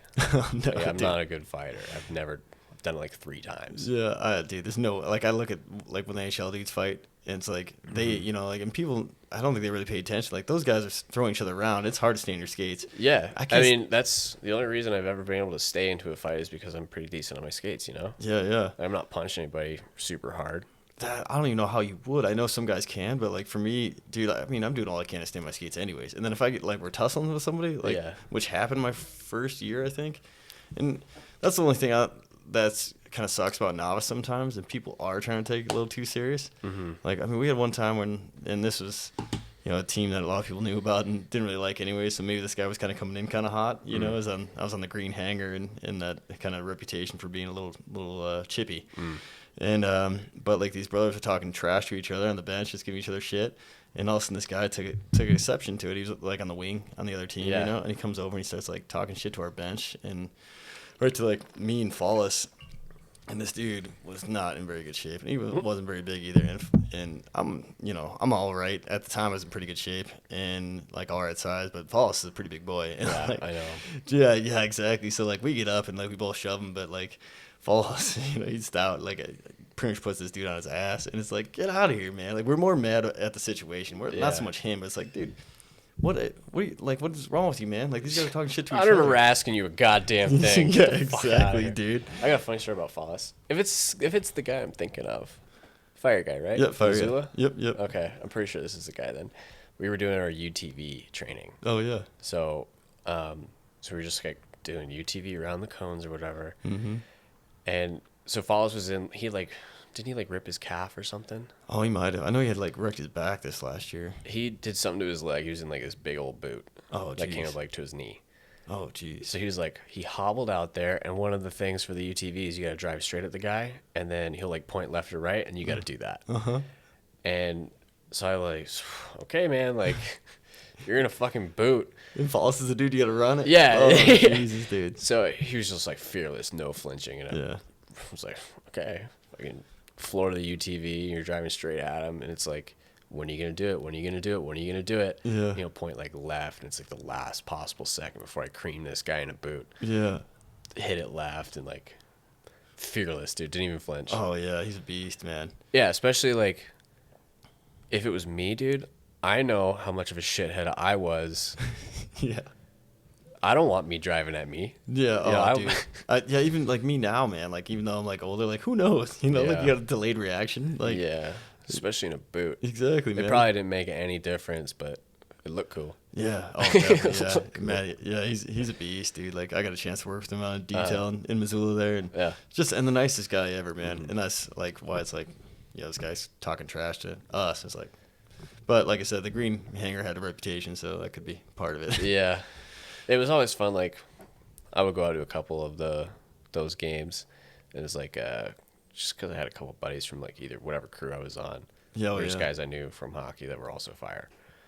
I just go watch them and talk shit from the other side of the glass. Oh, it's the best, dude. Oh yeah, it's so fun. It's the best. That's why I really like Novice too, because of that. Like I probably won't play.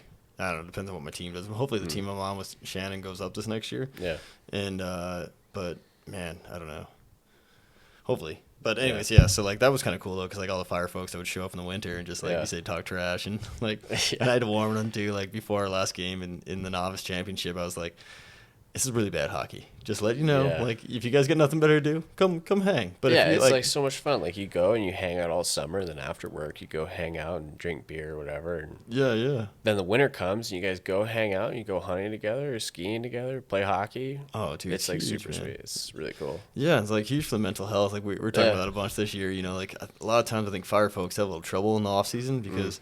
It's and it is, man. Like it's just like there ain't nothing to do. Yeah, you go from like ripping fire season, and you get maybe a little taper, and especially a seasonal. All of a sudden, you're just gone. They're like, "Well, we got no more work. We'll see you next year." Yeah, you're like, "Okay," and like. Yeah, I like experienced that for sure. Not so much my first year in fire because I just went back home. Yeah. And I was like backed with all my high school buddies, kind of thing. Yeah, and you're probably pretty jazzed up though. Like, man, how's out in Montana? Yeah, it was cool. Yeah. But then my second year, it was like I stayed here. Like, I played hockey, and I was, like, coaching a U14, 13, 14-year-old team. Oh, cool. But it was, like, on days where I wasn't, like, doing hockey all day, it was, like, there's nothing to do. Yeah, and it gets like, so you dark, can go out skiing, or you can do this, you do that. I was like, I don't really want to. Dude. I just, like, got stuck playing Xbox all day, and I got sick of Xbox pretty quick.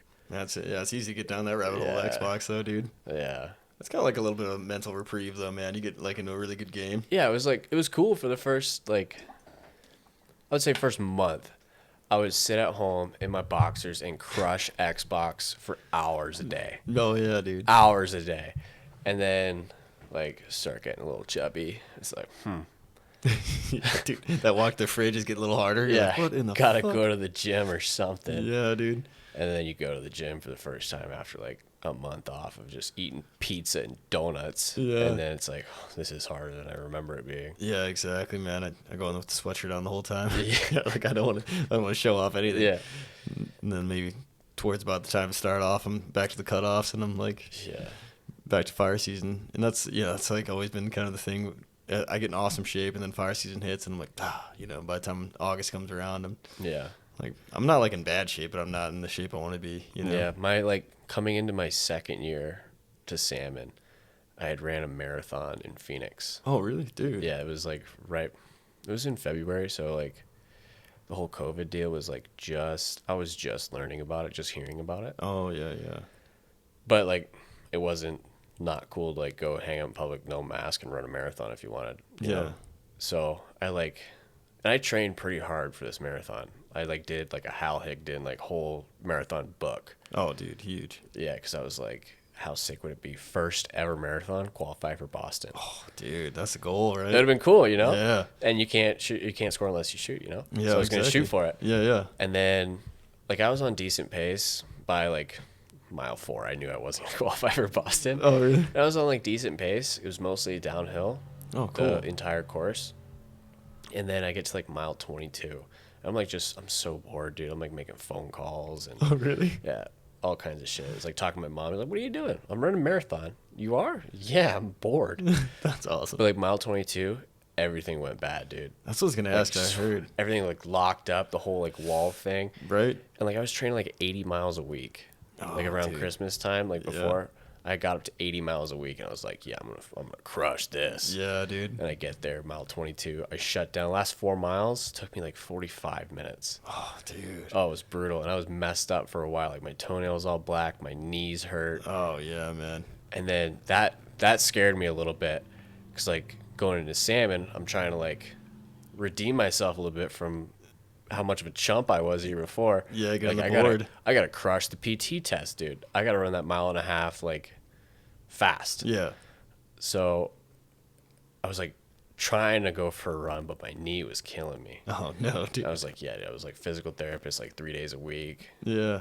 Theragunning the hell out of my leg, all kinds of stuff. Man, I got one of those lifesavers. Yeah, I was trying everything. Like I bought like 4 different pairs of shoes to try and see if like maybe it was the shoes. Yeah. Maybe if like one shoe with like a different heel drop or different insole would like fix it. Definitely something to that too, man. Yeah.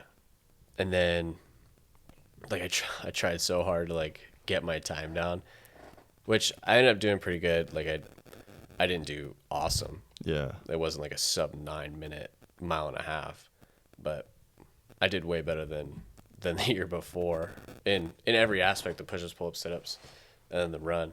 So I was super stoked about that. Well, that's good, man. You probably would have done a little better Dude, without the marathon. Yeah, I would have. That was kind of dumb, but Yeah. I was supposed to do it with my sister. My like sister broke her foot. Oh, like damn 2 it. weeks before the marathon. Oh, She that never got sucks, to dude. Yeah, whatever. Yeah, I took this. Oh man, I can't remember, but my major is health and human performance, and one of the courses we did, we went into like individual sport or something, and we talked about a marathon, and this little crackling thing is killing me. I don't know what it is, but I'm not gonna be able to fix it.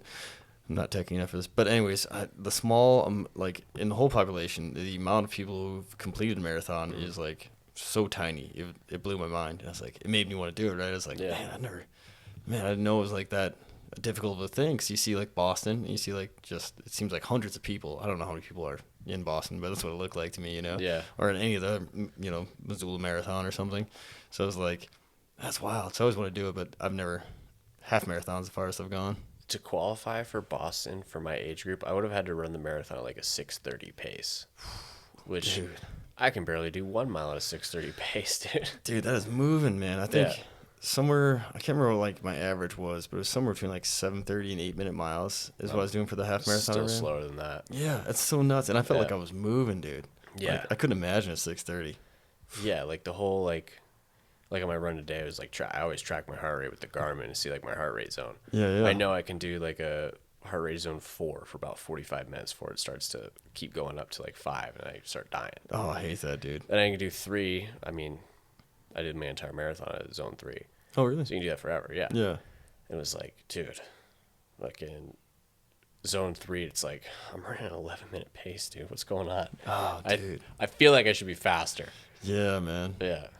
Oh, it's so tough though, dude. Like, I don't, like David Goggins. I don't know if you're watching his stuff. I know plenty about David Goggins. Yeah, he talks about like doing the Vegas Marathon. Remember at first he was just gonna walk it, yeah, and like 'cause he was all beat up, and then he heard the gun go and he started running, and then like next thing you know he's on the Boston pace. That guy's an animal, dude. Oh, dude, just a beast, man. Yeah, and like whole mindset, man. Whatever you think about the guy, one, he doesn't care. Yeah. And two, like, why do you care? I know that's like because everyone's got their opinions about other people, whatever, but like you gotta respect it, dude. Yeah. Like, guy's a freak. Yeah, dude, I'm with you, man. Yeah, he gets a lot of flack, and I don't know, like maybe just too intense for people. Yeah, but, I mean, whatever, dude. Yeah. Like, he said one thing, it was like super profound to me. I'm blanking on what it was. If I remember, I'll just shout it out. Yeah, just do it, man, anytime. Yeah. Yeah.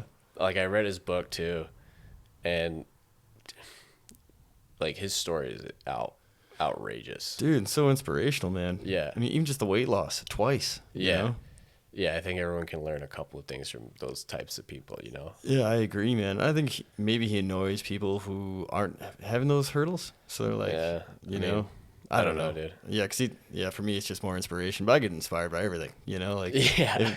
Just an always stoked guy. Yeah, man. Dude, I don't know. Like, that's like this podcast, man. Like, I was just like, dude, I like talking to people, man. I want to get this going, you know? And yeah, it's like super cool you decided to do this too. Oh, thanks, man. I appreciate it. Well, dude, I appreciate you coming on, man. Yeah. You know, and like the hockey community and just, you know, in the base of this, it's going to be mostly fire just because, like, that's what I know. You know, you're fired. Yeah. And this is going to be like, I'm probably going to repeat this every podcast, but just getting people out, man. Just get you off the couch and get you to go do some, like, hockey, skiing, running, you know, like, public lands, man. Like, there's so many beautiful public lands out there. Yeah, we were talking about just, like, recreation around Missoula before we got sidetracked with something else. Yeah, dude. It's like there's so much to do out here, which was one of the reasons why I decided to stay and totally underutilize it. Yeah, same. Well, that's what we were talking, man. Yeah.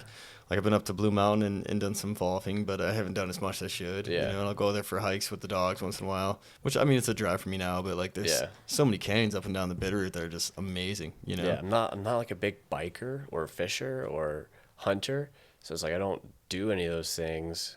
And then I'm like, oh man, like what am I going to do? But like you just go out and chill and cruise, dude. Yeah, totally. There's so much to do. Go surf the wave. Yeah, well, I can't really surf, but no, it would be cool to float down it. Oh yeah, totally, man. I went floating one time down here. You know where White Trash Beach is? Oh yeah, Trash Beach. by Emu. Yeah, you know that big old rock like 50 yards upstream from it. Mm-hmm. So I was floating with somebody, and like we get in the water, and it was like a total shit show off the rip. Oh no! Like the float we had like a double. And it was like immediately there was a hole in it, so we were starting to sink. Oh, so no. I was like plugging the hole, and I stayed like that for like 2 hours. We were floating, and like one person was on an air mattress. Oh, dude! Which sick idea. Yeah. It worked out fine until we got to that spot. Oh no! Like I see the rock, like we're 2 minutes away from hitting the rock. I'm like, okay, like we should go that way. They were like, no, we're good. It's like we're going that way. We should go that way. Yeah. No, we're good. We start getting closer. It's like, all right, I'm calling it. Like I'm starting to push the float over. Mm-hmm. And then we like just get sucked into it. And we go ass over tea kettle over this rock. It was like, oh my God. One, it's super embarrassing. Two, we knew about this for like 10 minutes, dude. Yeah. Like, why did we do something? Slow train wreck. Yeah, dude. And like, oh, just everything went everywhere. It was a total gong show. Like, just field day. Like, I found 3 flip-flops. So I was trying to swim around and like collect everyone's things. Yeah. Lost the air mattress. Oh, just gone. Yeah, it like popped. Oh, as we went over the rock, it like popped and like it was just gone. Yeah. Lost the air mattress. Someone like broke their toe. I collected 3 flip-flops. I lost one of my favorite shirts. Oh, I was really bummed about that. That's a bum deal there, man. Yeah. Oh man, it was like. There's probably so many pairs of shades Dude, in that same spot. I have not been floating since, dude. Oh, really? Yeah. Did it ruin it for you or what? No, I just, well, at least not here. I did it in Salmon. Salmon's cool. another cool place to, like, go out and do things. That's what I heard, man. Like, Yeah. you know, everyone I talked to who rappelled out there were like, man, it's awesome. You got such a big crew. So you just got, like, such a big group of homies. And you're just like, let's go hit the river, and like that's what you do after Yeah, work. a lot of the guys are like super into mountain biking. It's not my flavor, but Yeah, if you're a big mountain biker, like salmon's really sick. There's a that'd be lot of cool. like cool trails. Goldbug Hot Springs. Yeah, I've been to Goldbug a handful of times. I've never been. It's so rad. That's what I heard, man. It looks Yeah. awesome though. Like the picture I've seen looks Yeah. amazing. And then sometimes you'll hear like some of the guys are like, oh, there's like people post it on Instagram and they come and they just want to take Instagram pictures. Like, go take your Instagram pictures. Like, that's cool, dude. Yeah, exactly. Get out there, man. Yeah. Like, who cares? Why do you care? Oh, dude, I know. And like, I think that's what like, you know, I might get a little hate for this because like, oh, you're giving away everything. No, not anymore. The internet's been around for a long time. Everyone knows where everything is. Goldbug was in like some kind of magazine. It was like rated as the top hot spring in the country. Like, go to Goldbug. Exactly. I think that's where I first heard about it. Yeah. Yeah. It's like, Goldbug is sick. yeah, that's amazing, man. There's so many good hot springs too. You know? Yeah, like my lady, she wanted to go to a hot spring this weekend. I told her, no, I got to do a podcast. Oh man, well, not actually, but oh man, yeah, there's like makes for a cool story. There's some like super close by, like springs that are like feeding in the river. There's pools that are just going down the mountain, like Goldbug. Yeah. If you haven't been to Goldbug, you got to go to Goldbug. Yeah. For anyone that might be listening, make it a point to go to Goldbug. Super cool looking, man. The view from Goldbug looks amazing. It's kind of like nestled in like a canyon, right? Yeah. So it's like a 2-mile hike up. The hike's not difficult, really. When I took my girlfriend there, and were you flip flops or shoes? Oh, it was snowing. Oh, yeah. So, because so many people had gone up there, like all this snow had been like packed down into ice. Oh yeah. So it was like treacherous. Yeah, getting up and down. But shit, still worth it. We ended up getting stuck, like, because we have to go over the pass, right? Oh yeah. It was snowing like as we tried to leave, and it was dark, and Oh, I don't have 4-wheel drive on the truck. Oh, really? From North Carolina. Yeah, don't 2 need inches of snow is the most. Yeah. So I was like, fuck this, we're going back. Yeah, dude.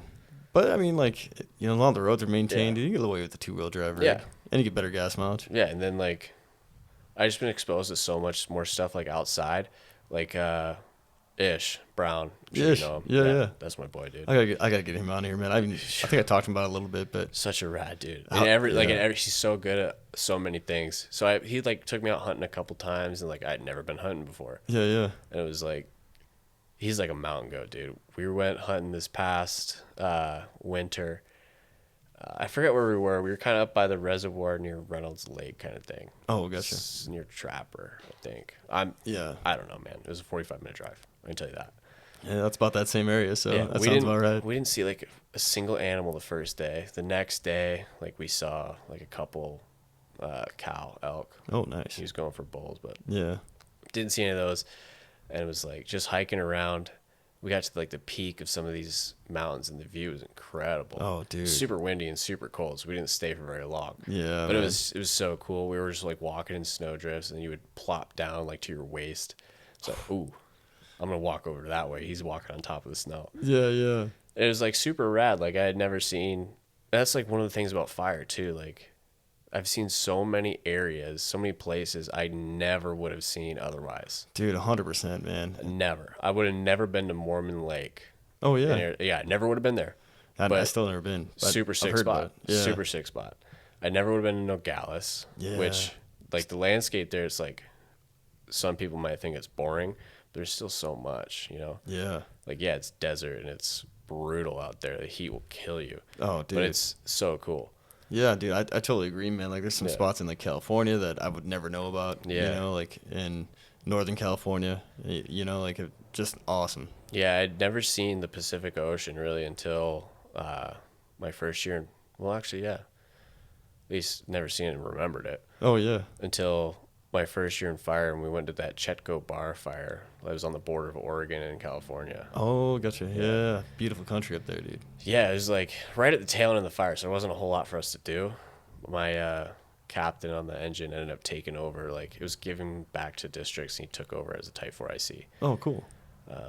Yeah, but like super rad. I've never seen bigger trees, dude. Yeah. I've never seen someone cut down a bigger tree so fast. Dude, really? So, yeah, we were just tailing some professional fallers. That is so cool, man. Yeah, they look badass. It's like this little skinny guy Yeah. with this saw that's taller than him. This is huge. Just knocking over the biggest tree you ever seen. Yeah. And like the coast was like, it wasn't like Miami coast. But it was cool, you know? It was like foggy and kind of rainy and kind of rocks chilly all over the place. Yeah. Yeah, It was really cool. I'd never seen it. Yeah, I've only like kind of been near that area too. Like I still haven't spent much time on the Oregon coast, and I think I was just a little bit south where you were at on a fire one time, and there was a little bit of dunes there, but it was still, like you said, super cool. And a bunch of the folks in the crew had never been to the ocean, so like we made just a little detour to our hotel, so the sun was just going down, you know, just enough for them to take some all right pictures and dip a toe into the Pacific, you know? Go stand in the wave for a second, run back, 'cause it's fucking freezing. Yeah, because they're all, you know, like a bunch of folks were like, we're going to go jump in. And the acting soup at the time was like, yeah, go ahead. you know, like knowing that it's so cold. One of my top days in fire, dude, was that first year when we were on the coast. Oh, yeah. It had like a big rainstorm came through. And I mean, the fire was non-existent. There was still like flames coming up here and there, but it was dying. And like rain had come in overnight, and then we were told like, hey, you guys like can't go there because there's landslides all over the place. Oh geez, just mudslides like? Yeah, because it rained so hard and like all the ash, whatever, the ground was super loose. Yeah. Which, I mean, I don't think I saw a single flame from that fire, dude. Oh really? Yeah. But anyways, for the rest of the day, like we were just like free to chill. We were still getting paid. It was like, I'm gonna go sit in the hot tub. Oh, awesome. So I sat in the hot tub. I was like, oh yeah, this is sick. Oh, that's amazing, dude. Yeah, we like considered going to watch the Yarnell Hill movie. Oh yeah. I never considered that. I haven't seen it. I still haven't. Yeah, I was gonna ask you. I want to. I don't. That's the problem, man. Like, it. You know, even though I wasn't on that fire, it was still like such a shockwave through the community. Were you in fire when that happened? I wasn't. Yeah, it must have been right before you started, huh? Yeah. What was it? 2017. No, I think it was back in 2013. I want to say 13. Yeah, because I thought it was my rookie year. I should have known that. Yeah, it's one of those deals, man. There's so many numbers, you know. Yeah. It's like, well, because 19 sticks in my head because it's 19 killed, right? So like 19 always sticks in my head, so I was thinking 2019. But then luckily I rookied that year, so that's why I remember it. Not lucky, you know. Just luckily for me, but not for them. Yeah, terrible. But it was just like a rough year, man. There's a lot of casualties that year. Yeah. And it was just like I was under all the stress from rookie training, and you know, maybe it's just me being a little wimpy, but man, I felt like exhausted after that season, like mostly mentally, because man, it was just so many tragedies that year, dude. It was rough, man. Yeah, it was like my first year in fire, there was that kid that was killed up here on the Lola Peak fire, I believe. Oh, yep. Yeah. That's bad news. He got killed, and then by a snag, right? I think. Yeah. There's a handful of things that had happened here, and like, I mean, it matters because I'm in fire, and like those are other fire guys, but definitely, like I said, my captain was from here and like knew the guy personally, kind of thing. And yeah, dude. So yeah, it's like, I mean, you understand, like car crashes happen all the time. People die in car crashes. Yeah, well, totally. But then once you like know someone who was in that kind of situation, you're like, okay, it's like way more real than I expect. Yeah, man, and I don't know, maybe it's just me, but it seems like it's almost like your first year in fire. If you know, if you're like similar to mine, it was like there was casualties. Seems like there's always, you know, tragedies every year, which sucks. But it felt like, man, that sucks. Like you'd be bummed out and you'd be like trying to think of like, man, if I was in those shoes, like what would I have done, kind of deal, you know, and try to learn from it. And then all of a sudden it's like the next year it's like, I don't know, someone in the forest or somebody new, you know, was injured or whatever might have happened, you know, and then it's like, geez, it just feels like it's closing in on you, you know. And that's like kind of how it was for me, you know, like my rookie season, Yarnell, you know, and then, you know, one of the two smoke jumpers died that season too, and then after that, I think I don't remember like any big tragedy that was like kind of close to home, but then like you said, the Lola Peak fire, man, that was like right in our back door. It's just like, jeez, dude, it feels like it's getting so close. Yeah, and it's like situations like that, like you never expected to happen, and then all of a sudden you're like stuck. It's like, oh shit. Yeah, dude. There's one fire that we had in Utah. We rappelled at like 10,000 feet. It was like super sick spot to rappel, but when we got there, I think we all kind of like started to realize like we probably shouldn't be here. Like we rappelled in our safety zone. Oh, gotcha. And the reason the helicopter couldn't land there is because there's brush everywhere. Oh, gotcha. So the brush would have like nailed the tail. Yeah. So we get there and we're like starting to like do some things and like do some drops or whatever, and the fire starts to pick up. And we're like almost surrounded 360 degrees, like not cool. Yeah, dude. It started to blow up a little bit, and I had never really been in a situation like that. So I was like kind of leaning on the more experienced guys that like they seemed like they were chilling and like Had a handle on it. yeah, they had a handle. But Yeah. for me, it was like, should we be here right now? Dude. Like, is this cool? We Yeah. good? Oh, dude, for sure, Yeah. man.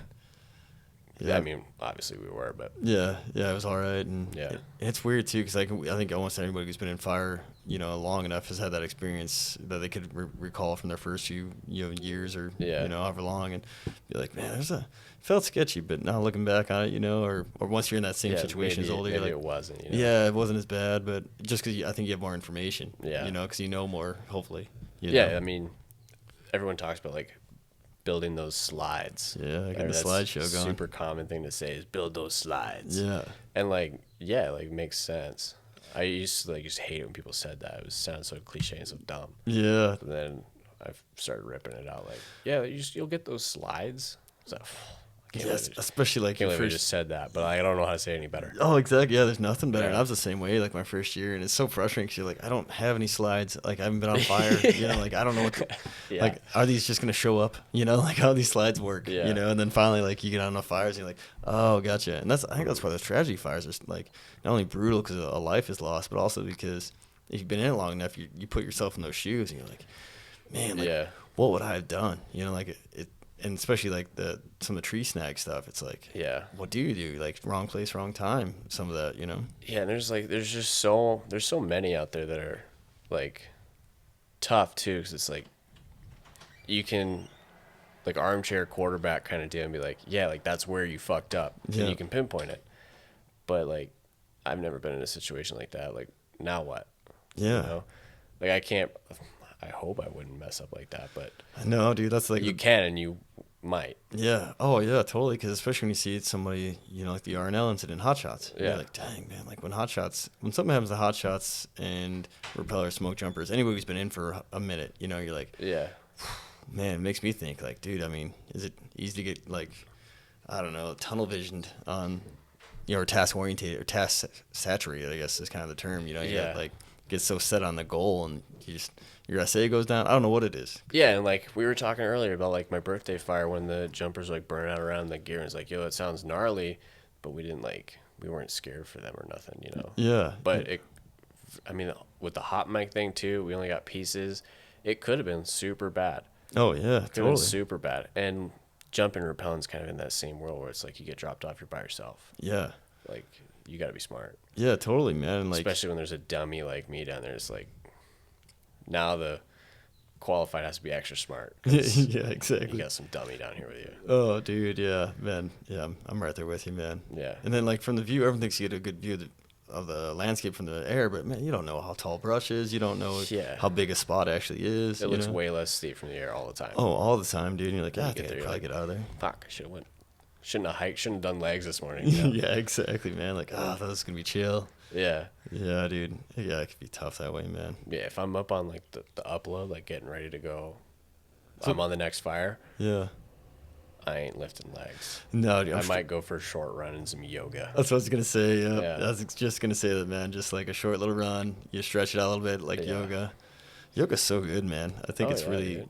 undervalued. 100%. Yeah. I don't stretch enough as it is. I don't think anybody does. No, man, I don't think so either. And like one of my really good friends, Mm-hmm. John Lovney, was talking to me before he rookied the year before I did, I think, or 2 years. I can't Mm-hmm. remember, but before I did, and my mile time was just stagnant. I could not get a faster mile, and I was getting miles in, so I was going pretty good, but I could not get the time down. And Yeah. you want to go into rookie training. It's probably a good idea to try to run about a 9-minute mile and a half. You want to be Yeah. moving. So he's like, dude, come do some hot yoga with me. And went and did hot yoga, and dude, that time dropped way off. Really? Yeah, I was just getting so tight because all the training, and and I'm an idiot, and I don't stretch. Yeah. So like going to hot yoga makes me stretch. Interesting. Yeah, it helps a ton. And I think it helps cardio wise too, because you're trying to do nose breathing the whole time. Yeah. And Yeah, I've been like, I wish there was a sauna like at my gym, because I keep hearing about like Joe Rogan talks about the sauna all the dude, time. I got a sauna, man. It's awesome. Oh, word? Yeah. Hell yeah. Yeah, that's why I wish thinking I had about having this at my house. I wish I had a sauna. Like every like top athlete I hear, like either if he's talking on like a podcast or like a book or something, like if they're doing it, there's a reason they're doing it, you know? Dude, 100%, man. So, like, why does everyone want to talk about a sauna?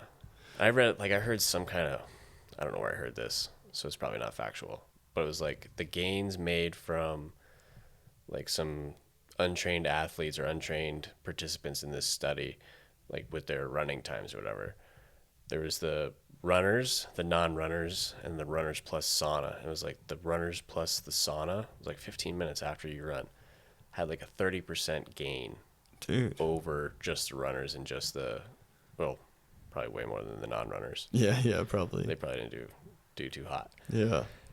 But yeah, so I'm like sitting in the steam room trying to tolerate that because that sucks. Feels like, dude. Yeah, it's choking you. Yeah. Taking like a hot bath or something, trying to like loosen up a little bit, and that also sucks. Water hurts. Yeah. Oh, dude, I know. Like I make myself ice bath at home, like yeah. especially when I'm really sore. Like I try the ice baths. Oh, those suck. Oh, they do, man. And I kind of like them though because track in college I do all the time. And every time I've tried that, dude, I just feel like such a wimp. Oh, I know, man. I'm like sticking my toes in the water, like, oh, it's cold. Oh, I know, it's man. Cold. I try not to feel it, and I just plunge in. Oh, man. And then I get like something like as interesting as I can. It doesn't matter because at some point your brain's not gonna even care what you're looking at because you're just like fighting through it. Yeah. But like, so I'll get something kind of interesting that I know, like a video that's gonna last 20 minutes that I know I'm like into.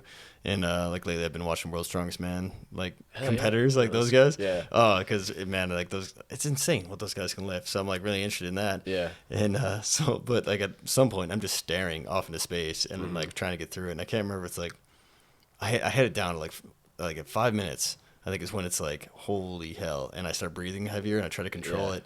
But then after I'm over that hurdle, it's fine. You know, I'll just chill. And it's like, yeah, I mean. There's like one of the things like Jocko said on one of his podcasts. It was like super profound to me. It's not the one I was mentioning earlier, so I don't remember that one. Yeah, I was waiting for the drop. Yeah, I haven't remembered it yet. Yeah. But he was like, if you want to be a faster runner, run faster. You want to be tougher? Be tougher. You want to wake up early? Wake up early. Yeah. It's like, just simple. Like, yeah, it sounds so simple. It's like, you want to like, I would say it to myself, like trying to get in the ice bath. So like, you want to be tougher? Be tougher. And I was try and get in the bath as fast as I could. And then, you know, over time, like it's a muscle that you flex and work out. Like it got easier over time. Dude, 100%. Water was still 45 degrees. It was still fucking cold. Yeah. But like it got easier. Yeah. Oh yeah, for sure. Still wasn't good at it. Still. Oh yeah. Yeah. Dude.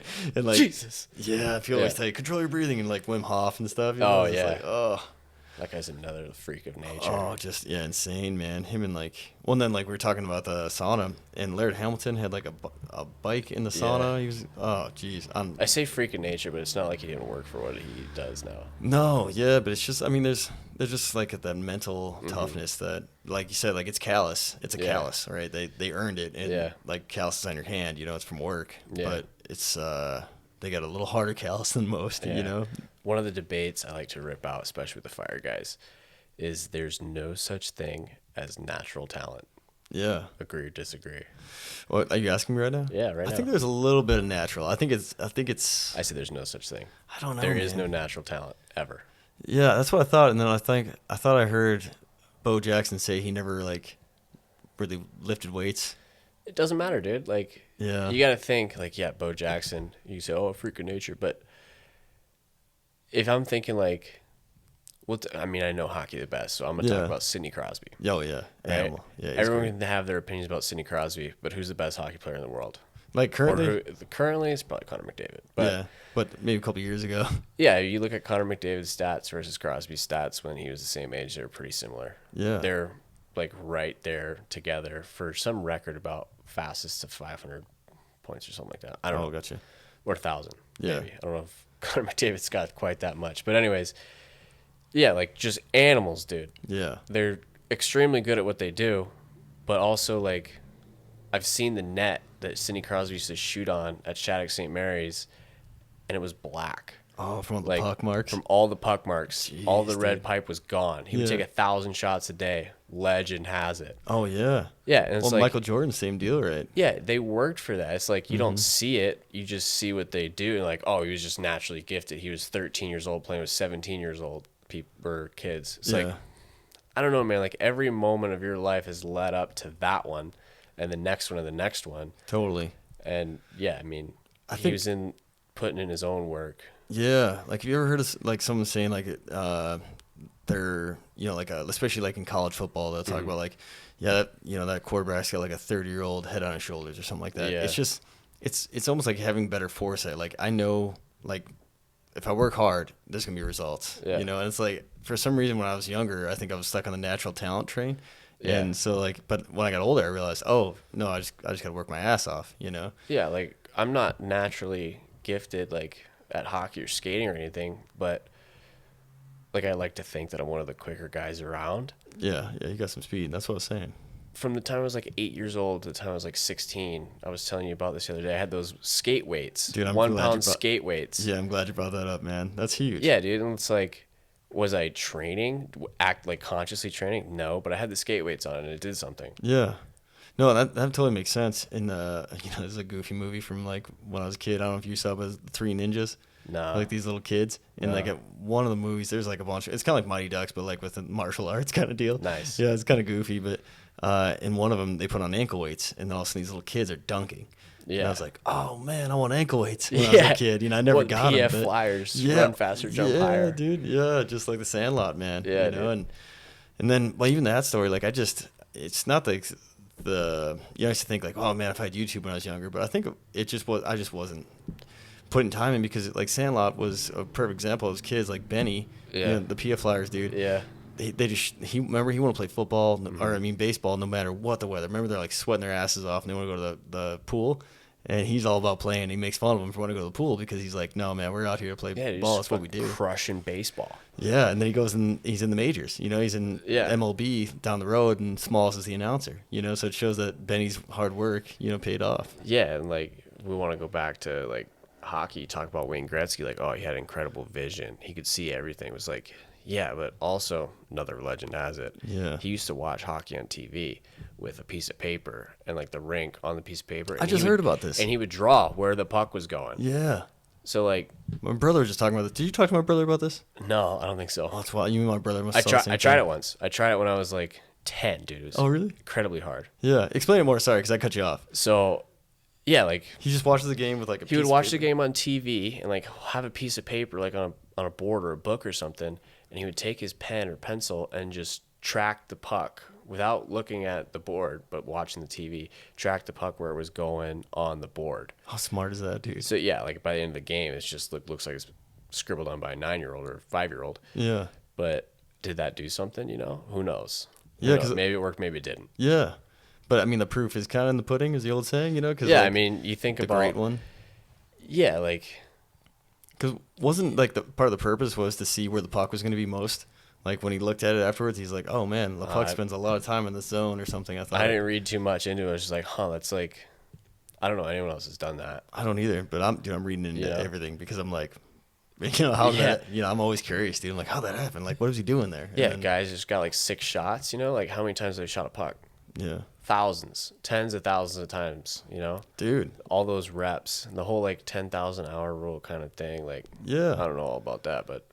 Yeah, I think there's definitely something to it because, well, even like, loop back to Goggins. Did you ever see, and I think it was in his book where he's talking about how he's going to that, he's got to take that scuba test or whatever. Yeah. And he's got to, and he's got he's a horrible student. So he has to like write every word down in a notebook, in a couple notebooks or whatever he did, to get it retained. I wouldn't say he's a horrible student. I'd say he's a fantastic student. Yeah. Oh yeah, totally. Cause he's smart. But he wasn't at that level where yeah, I understand what you're saying. Yeah, because he was smart enough to, like, I know what you're saying too, because he was smart enough to realize where his weakness, yep, yeah. And was able to, and like, I had a professor tell me that before I knew anything about Goggins, and I was like, man, where is my weakness? I got so many, Yeah. like, and then, like Goggins was like, hey, I can't retain shit, so like, I need to write it down and find a different way to retain. At least I think that's what I got out of it, but. Yeah, like. There's no way, like, you can tell me that people are just born with the innate talent of doing this or doing that. Yeah. It's like guys like Goggins. He's not talented at running. Yeah. He runs because he doesn't like running. Exactly. And he runs a lot. Yeah, that's why. His easy day is a 7-mile run. Do you know how hard it is to run 7 miles? Oh, dude, yeah. When was the last time you ran 7 miles? I know I'm saying that, and some of the fire guys, this podcast, like, oh yeah, I just crushed like 45 miles yesterday, no big deal. Yeah, we're in a different culture. You know? But that's we're in a different kind of realm. Yeah. The average person's overweight. Yeah, The average person's fat. Yeah, like Yeah, I was talking to somebody about that.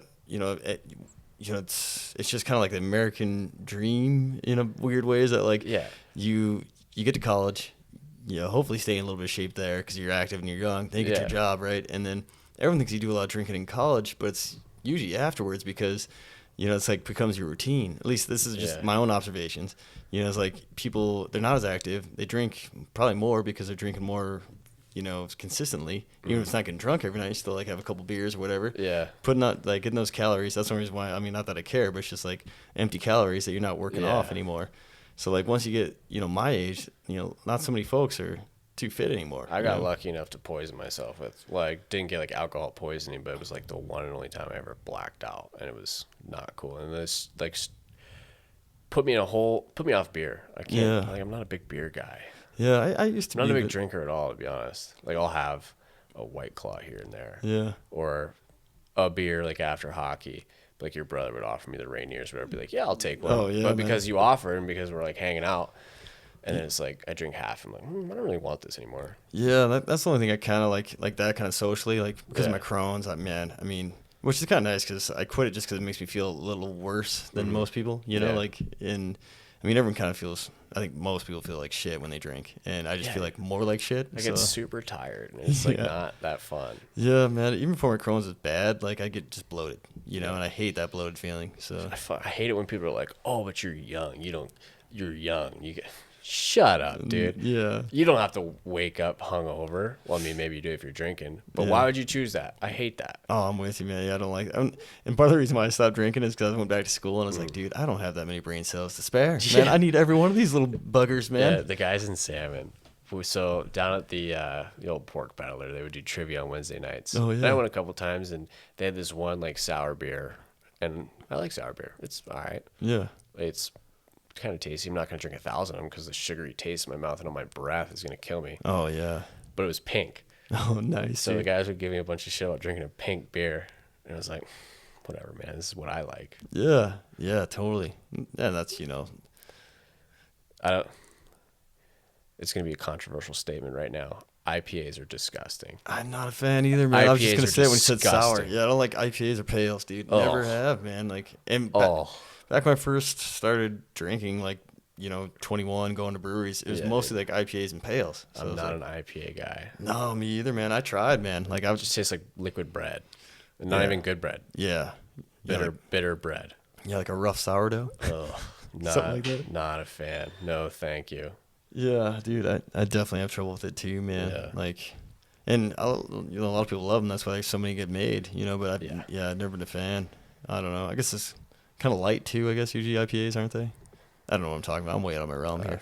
I don't know, dude. Yeah, I had a fellow who's a home brewer, and he's on the crew here. I think he's awesome. He was on the first podcast. I wasn't sure I was gonna release it, but I guess I probably will. Just more content. But it's pretty rough. Like he was good, and then Tanner, another fellow, he was really good too. And we were using his equipment, but I just felt like I was just okay, trying to just keep the conversation rolling because I didn't want any pauses. I just was worried there was gonna be this dead air, and we're just gonna be staring at it. Yeah, just you gonna ask me something or should I ask you? Next question. Yeah, that's what I thought I was gonna be. So I was.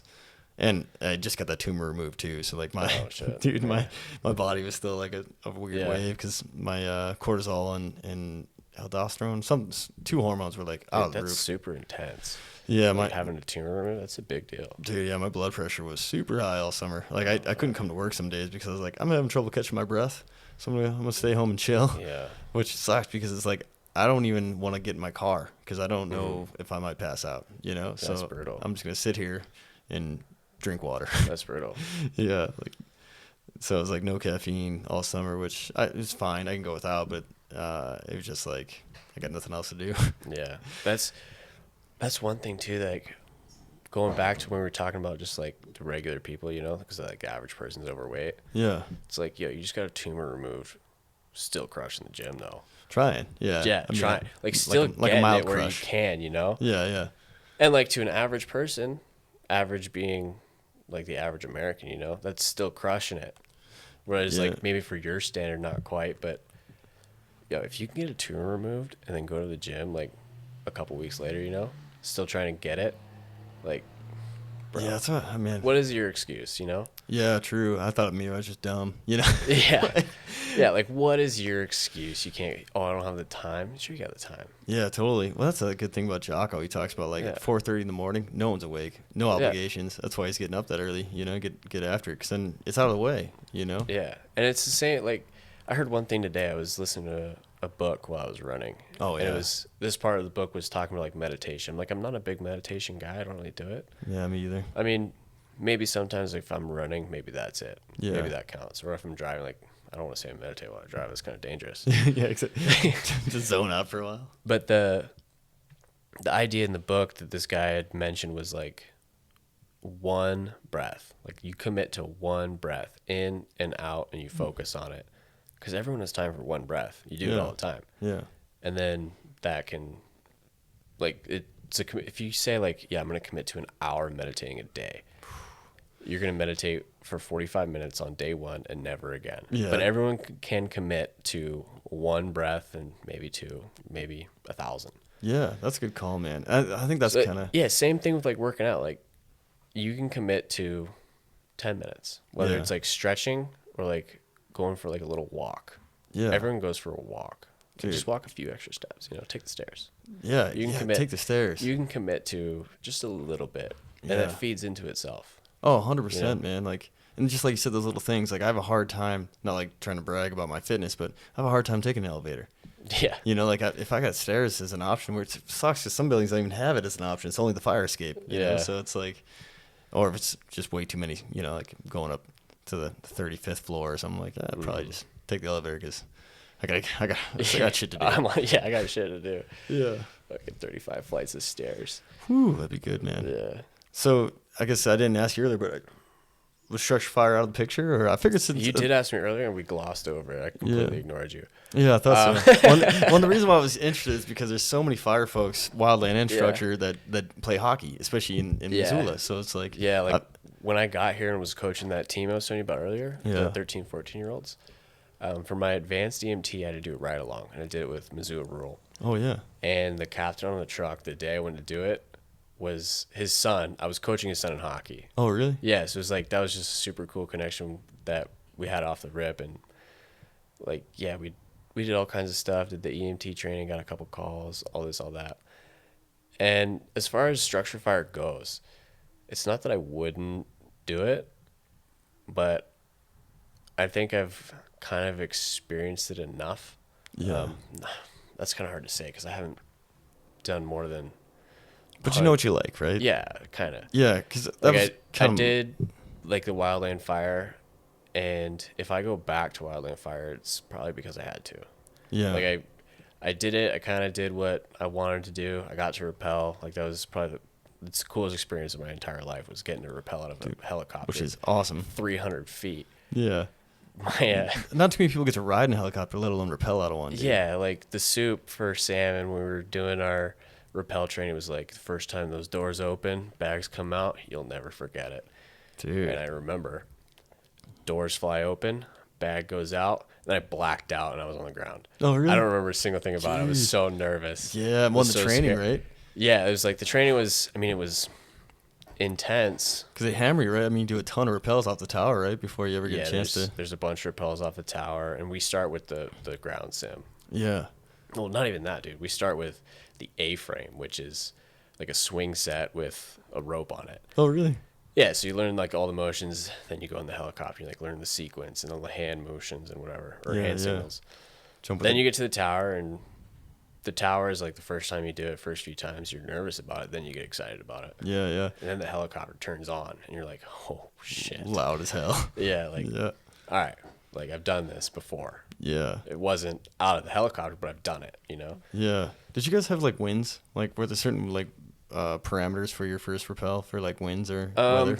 Yeah, I don't know if they were, but yeah, jumping's the same thing. That's why I was wondering. If it was too windy, like wouldn't do it. Yep, same.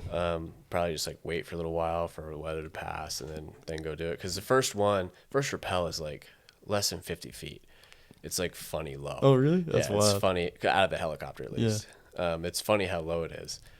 So you do that one, get it out of the way, and then you start to do like the higher. You have to do one rappel like out of every seat. You got to do the 300-foot rappel and then the ETO, which is the emergency tie off. Dude, 300 feet. That's a long That's rappel, as long dude. as it gets. Yeah. And then you do the emergency tie off procedure, and then like it's pretty much it. Oh, like, yeah. It's super. There's only one way to do it, and if you don't do it that way, it's completely wrong. Yeah. So it's like super simple and easy, but I think it's good that it's that way. So it's like not too complicated where you can start messing up. Dude, same. Like, jumpers have like, especially depending where you're at for rookie training, but like it's all, at least from my experience, it's all like, this is how we do this, this is how we do this, and you better do it the same. Like you just parrot it back, and then they hammer you enough times where it's like, you're not even thinking, you go through the motions, like you hook up, and it's like nothing. Like kind of the same deal. Like I didn't black out, but like next thing I know, I'm in the door, next thing you know, I'm outside the plane. And I remember like, and the reason why I was asking you, because like, about the wind is because I remember the first jump. I don't think we got to jump that day because the wind was too much. But I'm sitting in my jumpsuit, and even the movies make the jumpsuit look a little cooler. But once you see it, it's like, like this big marshmallow. Rad, dude. Yeah, it was a big, big collar around your head. Yeah, and you're just all puffed out like a big old marshmallow. And so I'm like standing with my rookie bros, only two of us, and we're like kind of waiting for the signal, and then we get waved off. And like, oh man, but nervous, super nervous. And then, we finally went. It was kind of the same experience. Like, I remember it, but I remember, like, kind of still at the time when I was in the plane, loud as hell. And I was like, dude. I was like, oh, geez. Man, I don't want to freeze in the door. I want to, I was, like, worried about, like, stuff like that. And then, like, the cadence goes, slap you on the leg, gone. Yeah. And, like, you take that and you go back to, like, structure fire. Like, how much cooler can it actually get? Like, how much more exciting, how much more fun can it actually get? Yeah, true. I don't know. I don't know either. I don't know. Depending what department you're on and stuff, like here, especially Missoula, it seems like newer housing, you don't seem like get on the fires. It seems pretty chill, and chill as in like the call volume's not incredibly high. Yeah, it's not killing you. And you're not going to murders and all kinds of crazy medical calls. You're going to mostly just like people are having a bad day. Someone's having like a stroke or whatever. Old person can't get out of bed. Yeah, we had a few of those. A car accident. And even still, like speed limit's 35. There's not that many crazy car accidents here. Yeah, the car accidents I went on were like in Great Falls, because I was in the Great Falls Fire Department. Oh, I think we're gonna shut off again. Oh no. Oh, well, it looks like it's still alive. Maybe it's close. Let me take a peek at that. Might be wrapping this up. Right on. Last battery I have. Oh, there you go. Call. Good call, dude. Yeah. I would have forgot for sure. Well, good news is we're about 2.5 in with a few technical difficulties. It happens. Yeah. What were we talking about? Oh, just that structure. So, man, I don't know. Like, when I did structure, it was way harder on my Crohn's than I expected. So that was, the reason why I didn't stay with structure. But like, it is different, though. Like, I didn't know. I mean, I talked to a few folks who'd done both. Yeah. And it sounded like most guys were pretty happy with their decision to go. So I could actually give him a shout out. But Justin is doing like almost like a beer leaguer podcast kind of show. That's kind of cool. Yeah, it's super cool. And his logo's awesome, man. You were talking to him in the locker room about it. Yeah. Okay. I was picking his brain on it, dude. That's rad. So, yeah, I'd like to. We were talking about like maybe doing a collab, and I wish I could name drop him, but I can't. I don't remember enough about it. You know. Well. Yeah, down the road. Yeah, it'll happen eventually. I'm sure another hockey guy will sit here at some point. Yeah, definitely. Well, shoot, man. I mean, I think probably had it down to like 2:20, but that's a pretty long podcast. Oh, was that it? Yeah, I think so. All the downtime? Yeah, because we got like 2:40 in, but right on. Yeah, it was about 15 minutes of waiting for the GoPro to charge. Shit. Word. Yeah, well, shoot, man. I really appreciate you coming on, dude. Yeah. Appreciate you coming and playing hockey with me, because that was a ton. Yeah, it was fun. And, yeah, man, hopefully some people get something out of this podcast, man. Maybe not. Yeah, either way, man, I just appreciate anybody who might be watching. Bold of me to say, like, listen to me, because I know exactly what I'm talking about all the time. Yeah, no, we're just a bunch of... Not a whole lot of profound things I have to say all the time. No, dude. Me either. Just some average Joes, like below average at hockey, below average at most things, but... Yeah, average in most ways, more ways than one. Yeah, exactly. Yeah, that's well put. We'll end it there, man. Well, appreciate you coming on, and we'll have to do it again. Yeah, dude, appreciate it. Thanks, man. Yeah. it.